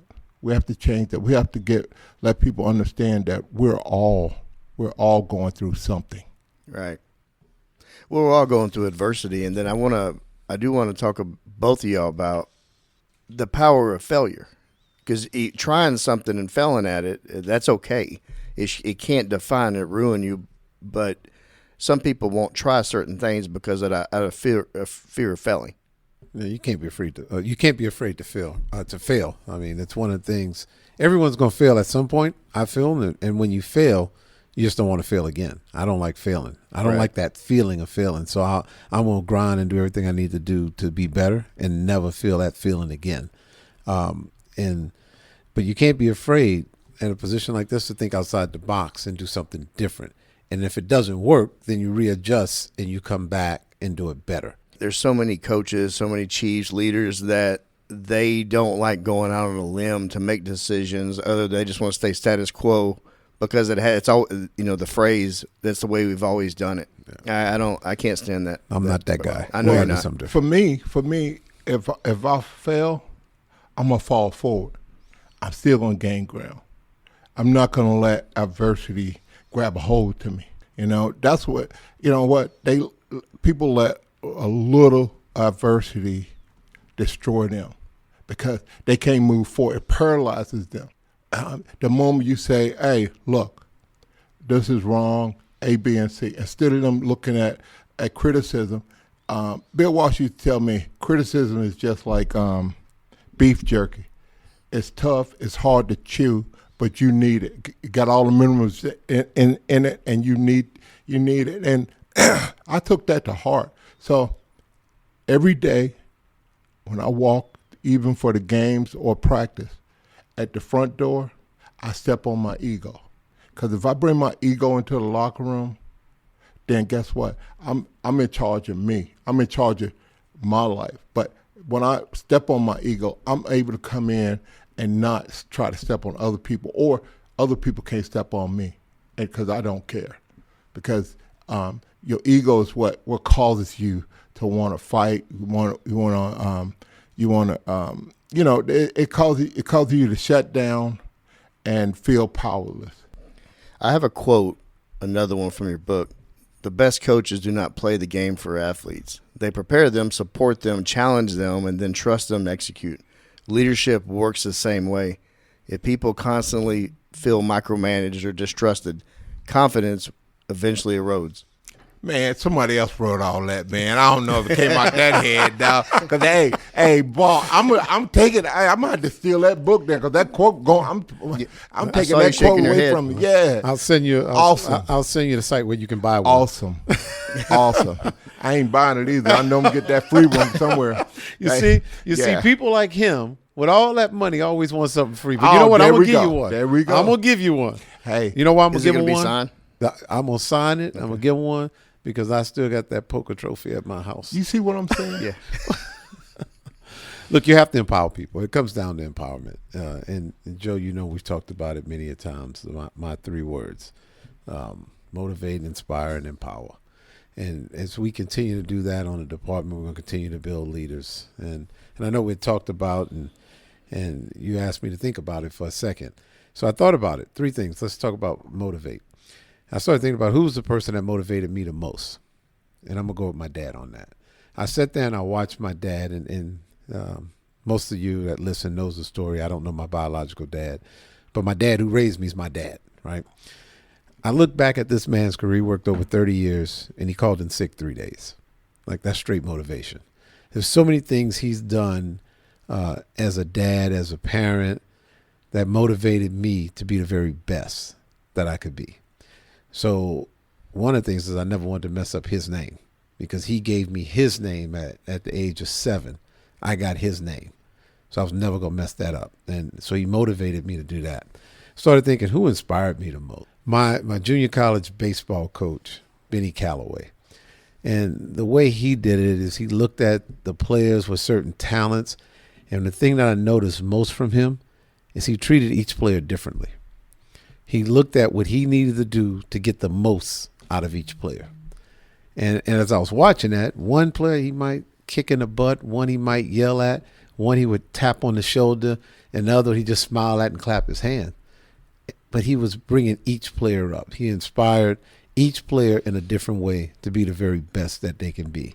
And then one of my former supervisors, I kind of hate to mention on the podcast because I know he listens to all of them, it comes to Dave Downing when it comes to empowerment. Because when I was his number 2 and I worked under him, he basically said, you know the job, you know what you're supposed to do. Go out and make me look good. I'm giving you the car, the keys to the car. Make the department look good. Handle it. And those are the 3 when it comes down to those words. Motivated, inspired, and empowered me. And that's how you come to great leadership. Eric Smith, one of your other, he was your number 2, just had his episode hit, and now he leads all of the Kansas State Troopers. But he talked about you putting him in a position, you putting him out front as opposed to you having to be the gatekeeper of every decision. It gave him reps to actually do the job and fail at the job, but then learn from that failure and move forward and become a better leader. How do you talk about different coaches looking at different players and different people and evaluating, I'm going to have a different approach with Charles as opposed to Dion, as opposed to me. How do you do that as a leader being up that high? Well, you have to see the talents that's out there. One of the things that make a coach win, a general manager win, is putting the players in the right position to succeed. If I took Charles and made him a free safety, we're going to get burned. If I don't have him in the right position, we're going to lose. But you put him at defensive end and watch what he does to those quarterbacks. And even as a chief of police, I am constantly looking at the command staff to try to massage where individuals should be to make the department better. And a lot of times I see something that maybe you don't see in the command staff, or I see something that your talents would be better served in another area. The problem with Dallas PD, and I'll just say it, there's a culture here that anytime you're associated with patrol, it's not a good thing. And to me, that's absolutely insane, because where are the most officers at? Patrol. What do we need to be the best? What represents the department more than any other division? Patrol. And every answer that I would, or question that I would pose, the answer is going to be patrol. So why is there stigmatism that if you're over patrol, it's not as good? Like, that makes no sense to me, because it's the most important part.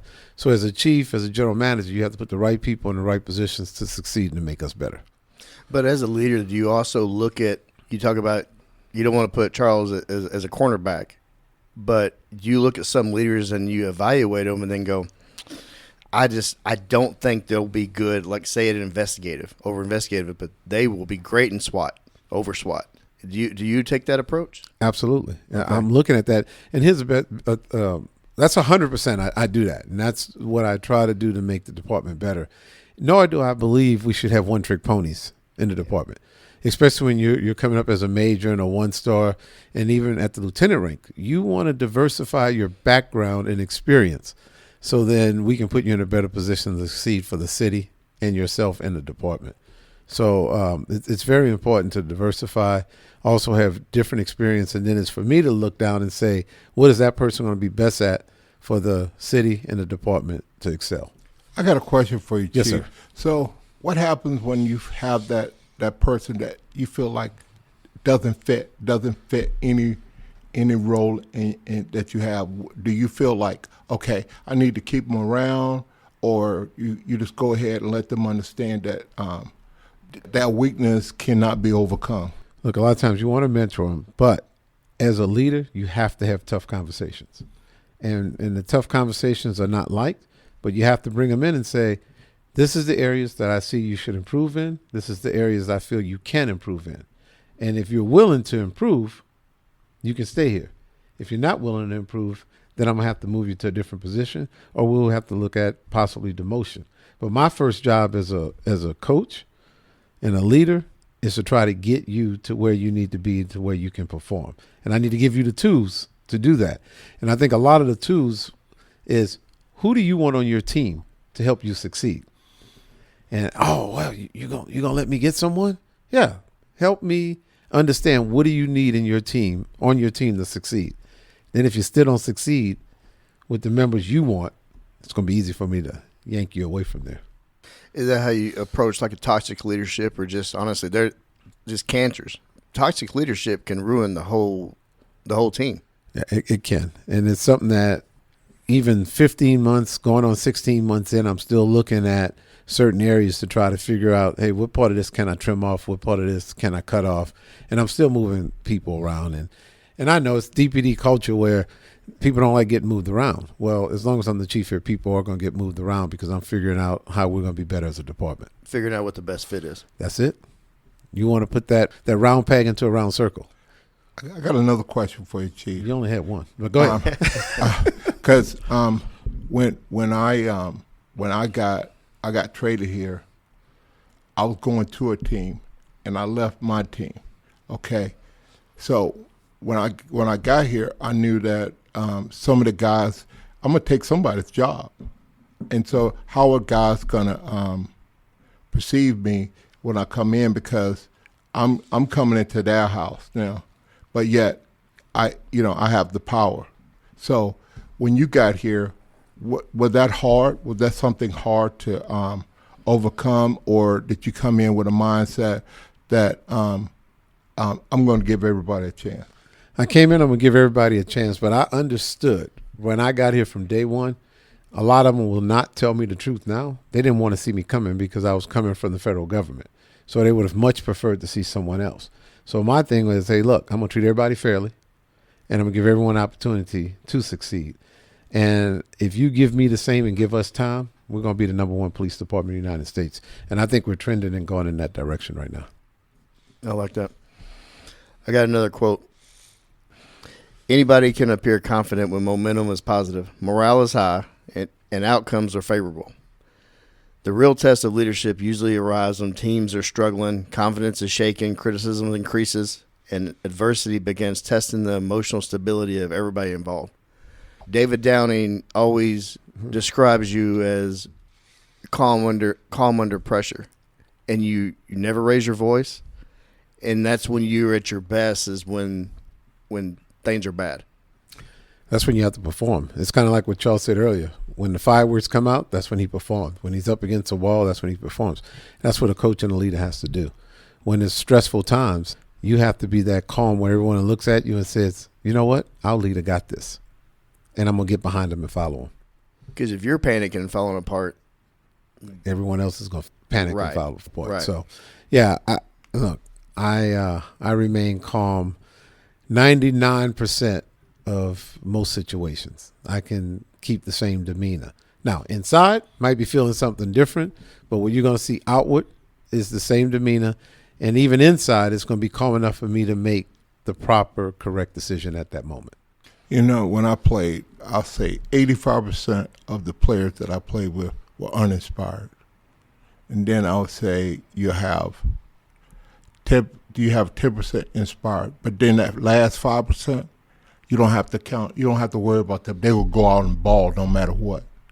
And, you know, you got to spend so much time trying to push those people that uninspired to get them to take one more step. And the biggest thing that I've learned about NFL players and the players I play with, they are afraid of success, terrified of it, because they'll go out and be successful one game, and then they go, oh my God, I got to do this every game, and, you know, and they get terrified of it. You know, they get terrified of success, and I just don't understand. You know, that's the game. Is when the opportunity comes, you walk through the door. You don't stand there paralyzed. You got to walk, and so it was. You know, it's kind of hard knowing that. And the other thing used to piss me off is that rah-rah speech. If somebody got to sit there and rah-rah get me motivated to go out there, then guess what? I'm not motivated anyway. So that's what tells you that most of those guys are uninspired, that they got to sit there and listen to somebody tell them stuff. Man, you know what? That's powerful, and I agree with that. When you get to a certain level, there's no one that needs to give me a motivation or inspiring speech to make me go out and perform at the highest level. I'm glad you broke it down in numbers like that about the 5% that you don't have to worry. It's like, Dion, you got that half the field. I don't have to worry about that side of the field. I know you got. I don't need to look that way. You want the employees to come in and say, you're never going to have to tell me to do this job.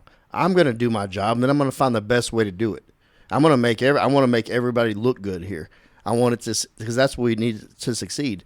But some people, they just don't have that in them. You know, I'm curious, and you brought it up, and I don't think I answered the question, but I want to turn it around back on you, Charles. You said, like, when you come into a new team, you know you're going to take someone's position, and you're wondering what the other people are going to think. And this is what I heard you say to me when you said that. This is what I thought of. But you're Charles Haley. You came to that team and you dominated. You brought that team to a new level. So I would anticipate or assume that the other 10 players was like, heck yeah, we want him. And yep, you lost your job because he's better than you. Did you feel that? You know, the thing that changed my, because I thought about that a lot when I was on the airplane. You know, how am I going to break into this? How am I going to work my way to be a part of this thing? Jerry Jones picked me up from the airport. He drove me to the apartment, to my hotel room, and he told me he had my back. Now I don't care a damn about me coming into a team. You know what? I could go in now and be Charles Haley. I can go in now and disrupt the status quo and hold people accountable.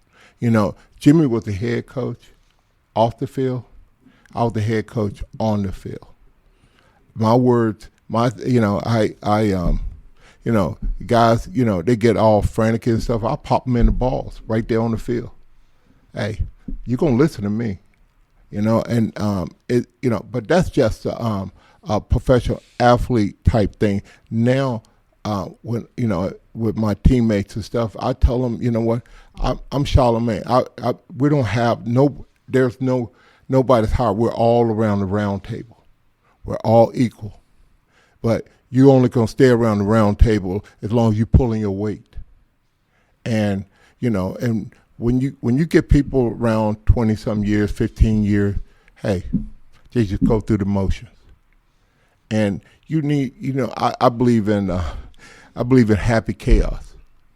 I'm gonna be happy. Then I'm gonna break up something for a little while, and then guess what? Because that's where growth comes from. That little chaos that you create, that's where growth comes from. Because then people want to match your energy. Let me put that into our PD on the command staff. Okay. When that memo comes out and people are being moved, what does it create? A little bit of chaos. A lot of chaos. And then growth comes from it. Right. Same exact thing. It's the same concept. Talk about the 15 years plus, the employee complacency sets in. And I think some people that get success early, I know a lot of people that work their hardest their first 3 years on the job or first 5 years at the best. And they try to live on that reputation for the next 20. How did you keep such a passion and drive? I think I know the answer, but how did you inspire yourself to keep it going, to want to be the best? Well, what you do is the people around you, you teach them everything you know. And then guess what? So now I got to learn more. When I taught guys pass rush moves, I tried to get them to master it. But then guess what? I tried some different moves. But I tried to pour into them everything that I have, because when I do that, they're going to make me have to step my game up and create something else new. And I believe that we build each other, okay? And I'm one of those guys that's willing to go out on a limb for it. And I get in a lot of trouble because I just feel like the weak. I have to stand up for the weak, the people that are powerless, players that was more marginalized. I would stand up for them and put myself in crosshairs that I didn't need to be in. And then, I hit myself a lot because guys that got in trouble with drugs, whatever, at that time, all I had to do is tell them, don't do it. They would have stopped. But I believe that everybody had to be their own man, and I didn't do it. And, it still haunts me. I still, when I see him, I feel guilty because I did not step my game up. But I do now. I don't tell them what to do. I tell them what I did, and because when I tell them what to do, they shut you off. But if you tell them what you've been through and how you got through it, because you can't go through the fire unless you go through the fire. So, and I've been through a lot of fire. I have a quote here. The older I become, the more I started understanding that leadership was never really about being the star player. Leadership was about helping others succeed. It was about developing people, encouraging growth, correcting mistakes, and building cultures capable of sustaining success over time. It goes back to what Charles has talked about. Yeah, look, that's it right there. And that's I know I said it, and I know it's in the book, and I believe it. I'm always trying to lay the foundation for everyone to walk over and make it a little bit easier to walk over. I want to put a solid concrete foundation. I want to be the bridge builder to bring those agents, officers over. And I know I mentioned it earlier today, and I'm going to say it one more time. I remember when most people would leave and retire, people would say, hey, you'll never hear from these people again. And I haven't experienced that since I left DEA. I still get a phone call or a text message almost every single day. But it's because I tried to pour into everyone that was behind me to bring them up to the highest level possible. Never worrying about them taking my job. I wanted those who's following behind me to be better than me. But to what Charles just said, look, I ain't crazy either. I'm always trying to get better so they can't catch me. But I'm going to give them all the information they need to get to my level. But it's in me to keep learning to be even better. It is like planting trees you won't see the shade of. Yeah, that's what you want. And then I've had on Margaret, I had on David, I had on Clay, and then Eric. They all had the same description of your style of leadership. That's got to mean something. And look at everybody. They're all successful leaders. That says something. They learned something. Well, consistency, and I believe in really helping those. But it's a culture that you have to change sometimes. And I'm still working on some of this culture at DPD that, like I always say, this is a great police department.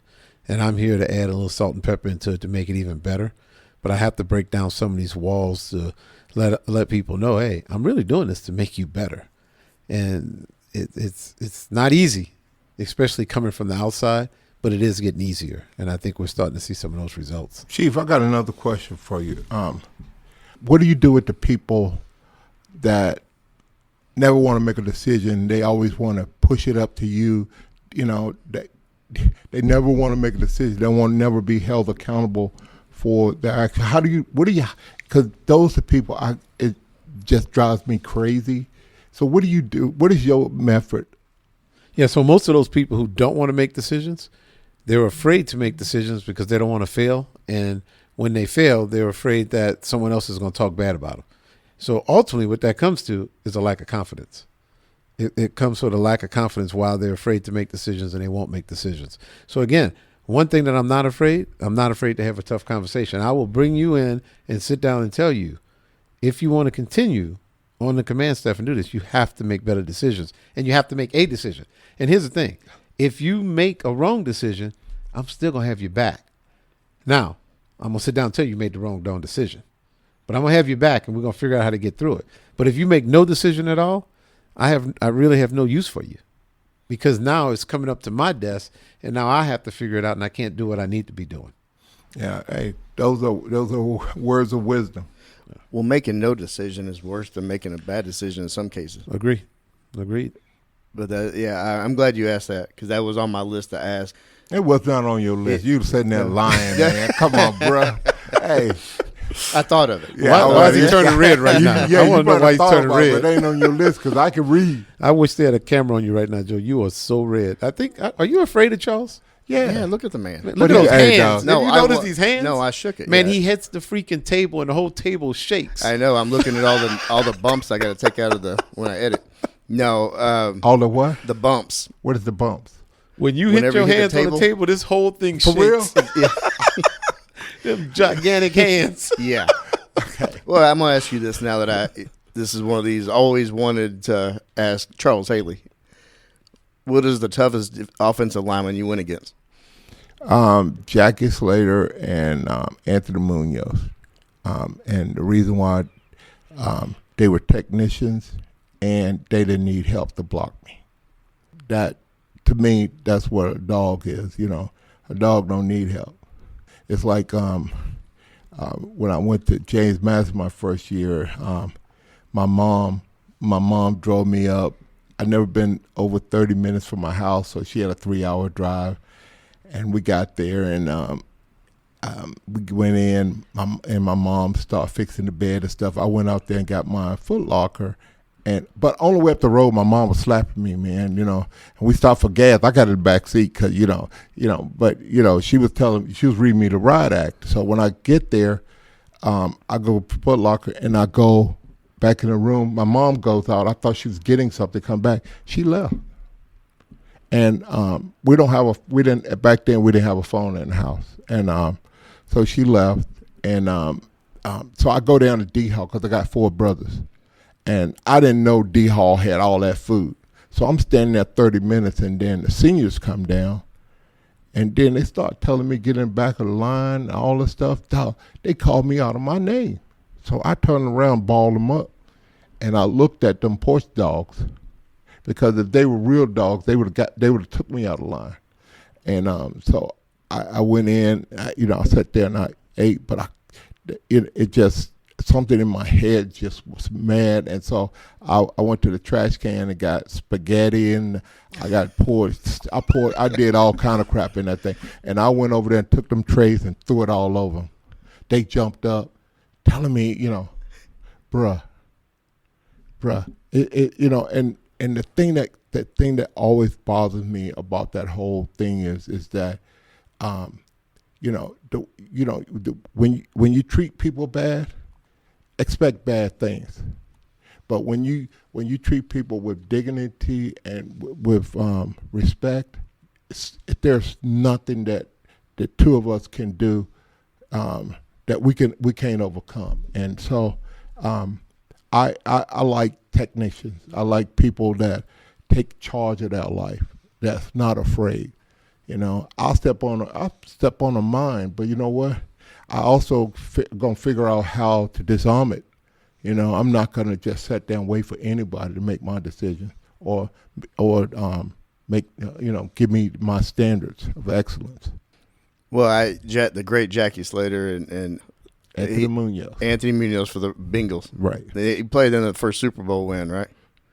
Yes. Okay. Yeah. But I did get a sack on him. How about that? Yeah. So you were more of a speed rusher. Yes. Right? Yeah. So being a speed rusher, would a technician slow you down more than someone with strength? Yeah, because they'll meet you at a point where the power people, they stepping sideways on you. So, all you got to do is step away and turn, you're gone. But a technician, you're going to be in front of them too long. And the longer I'm in front of them, the less I could use my agility and speed. But the other ones, I'll tell you this. Jackie Slater, Anthony Munoz helped me develop new technique. And then, hey, you're going to love this one. So I go to Pro Bowl and Reggie White there. And I saw the hump move. I want to learn the hump move. So I went talk to Reggie. He said, yeah, I'll teach you, but we got to, because I cuss a lot, right? And has issues. So we had to sit there and do a prayer meeting, right, before he'll teach me. And so he learned, I learned, but I watched him. I thought it was all about leverage. So the first game, I go and I do the hump move. And I turn my rotator cuff But I threw the guy upfield, and I realized, guess what? It's about he had power, that raw power. That's the reason why he did that. I never did that move again ever in my life. But it's just, always thinking out the box, always. So who's a player? And I know we're going off, but now you're we got into this. I'm curious. Who's a player right now where you look at a defensive end and you're like, man, he's close to me, or he has the ability to do what I did? I don't see anybody like me because they go one-on-one and they throwing the ball a whole lot more. Yeah. And the quarterbacks are taking 7-step drops. They were taking they would be back at 5 yards and don't go no further. So it was hard for me to get in there and get a sack. They were cut splits down so that I can't make any inside moves and bring that back to me. They don't do none of that stuff. They let guys go one-on-one. And, that's the only thing that bothers me is the game has changed so much. I go to Cowboy game for the first quarter and I leave. I've seen that. I've seen that a couple times. Yeah. You get bored. Yeah, well, I just, for me is watching these guys. They don't try to improve their technique. What they want to do is the media associate players with Hall of Famers. Michael Parton, LT, bruh. LT is my role model. I tried to learn everything I could from him. You know what? There is only one. There's only one. Only one. And let me tell you, I tried my damnedest. I would get him drunk at Hawaii. I would, I would do everything just for him to teach me. And he would teach me stuff, dog. And it might take me a year to really master it. But hey, every time I see him, I thank him.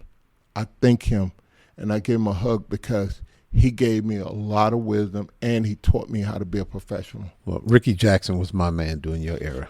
Yeah. Ricky the Jackson. Soul Patrol. Soul Patrol. Come in there, you knew about them. Bruh, I've never seen an all-black defense. My rookie year, I went down there, and I'm going like, what? Hey, and they were knocking sparks out of us, man. I'm talking about, man, they were hitting, I was, ooh. Pat Swillen, Ricky Jackson, Sam Mills, Vaughn Johnson, four linebackers. Sam Mills is a shorter Sam guy. Mills? Yeah. Oh, my God. He was your height. He was my, no, he was. Nah, he was taller than him. Yeah, he's only 5'1" and a half right here. But he weighed like 250. Yeah, and fast. Oh, yeah. Hey, there can only be one Soul Patrol, man. I mean, hey, I don't know. I really don't know why they didn't win Super Bowls, man. Because what it was, they didn't have an offense. Terrible offense. Yeah. No, that defense is amazing. Oh, God. Yeah. What was it like when you won that first Super Bowl? Well, I'll be honest. I understand what it's like to lose a Super Bowl, and I know you're saying, well, you never lost Super Bowl. Cincinnati kicked off, and they run it back for a touchdown with only like a minute something left. And on the first play, we get a 15-yard penalty. So we're back at the 10-yard line, and I'm sitting on the sideline. I'm crying.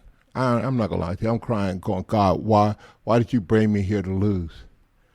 And I forgot about Joe Montana. I know what, people always say you don't know what it's like losing. Yeah, I do for that 30, 40, that 5 minutes. I knew what it was, and it hurt. It was very painful. But then when I looked up and the crowd started cheering because of Jerry Rice, Roger Craig, Joe, and that's when I said, never again would I not believe in my family, my team. Your team is your family. Chief makes everybody part of his family. He's a captain, yes, but they are a family. A team is a family. We all work together for one purpose, to be the best. I got one final. Well, you just said you had one final few minutes ago. No. I got a final quote. Oh, boy. Final quote? I want to give him his quote from his book, then I want him to explain it. Sports taught me that repeatedly that because championship culture often requires discomfort. Preparation is uncomfortable. Accountability is uncomfortable. Growth is uncomfortable. Honest evaluation is uncomfortable. Can you explain that quote, G? Look, it goes back to what we talked about several times now, having a tough conversation. If you can't have a tough conversation with someone, you can't be a true leader. You can't be the go-to person. And that goes all the way down. It's not just me having a tough conversation with my 3 stars or my 2 stars. And honestly, I shouldn't be having a tough conversation with 2 stars, because the 3 stars should be having it with the 2 stars, the 2 stars having it with the 1 stars, 1 stars with the majors, all the way down. Because I'm empowering them to make the department better. And we have to get in a space where it's okay to have uncomfortable conversation. It's okay to say, I'm moving you from this location to another location because you didn't do a great job in this location. And there are some people in the command staff that I've moved them, and I've had tough conversations, and I've told them why I moved them. I looked them eye to eye and said, this is why I'm moving you. Now, it's not something I'm going to put out to the entire department, but you can rest assured that I had that tough conversation with them, and I have to do that as a leader. Well, Chief, when you tell people, that and her staff feeling they want to take a mental day, what does that tell you about their character? First of all, it tells me they're not a team player. That's one. And as you say, we're family, we're team, we're trying to win the Super Bowl. Every goddamn day I want to win the Super Bowl or World Series, whatever you want, whatever sport you want to put it to. But if you're not a team player, it's really not a place for you here. And one of the things that I don't like, and I've heard this before, well, I don't want to help the person. No one's told me this directly, but I've heard from other people. Let me preference that. Well, we don't think, they want to help those behind them because they're afraid that they're going to leapfrog them. And that's a major cultural problem here. But that person that's doing that is also insecure about their ability. And it goes back to what Charles said earlier. I'll teach everybody behind me everything I know, because all I'm going to do is sit down and make sure I learn some more so they can't catch up to me. Yes. It's the same thing in police work. I can teach you everything that I know, but I'm going to keep reading. I'm going to keep talking. I'm going to go to trainings. I'm going to go to classes so I can keep learning more. And then I'm going to teach you that next year. I'm going to teach you that in 6 months. But I'm always going to be in front of you, but I'm constantly learning. But I'm going to give you everything you need. And we have a problem with that. If that's true, and I believe it's true because I've heard it from so many different people, we can't do that. Not if we're trying to win the Super Bowl every year. And my goal, like I keep telling everybody, we're already the most proactive police department in the United States, but I want to be known as the best police department in the United States.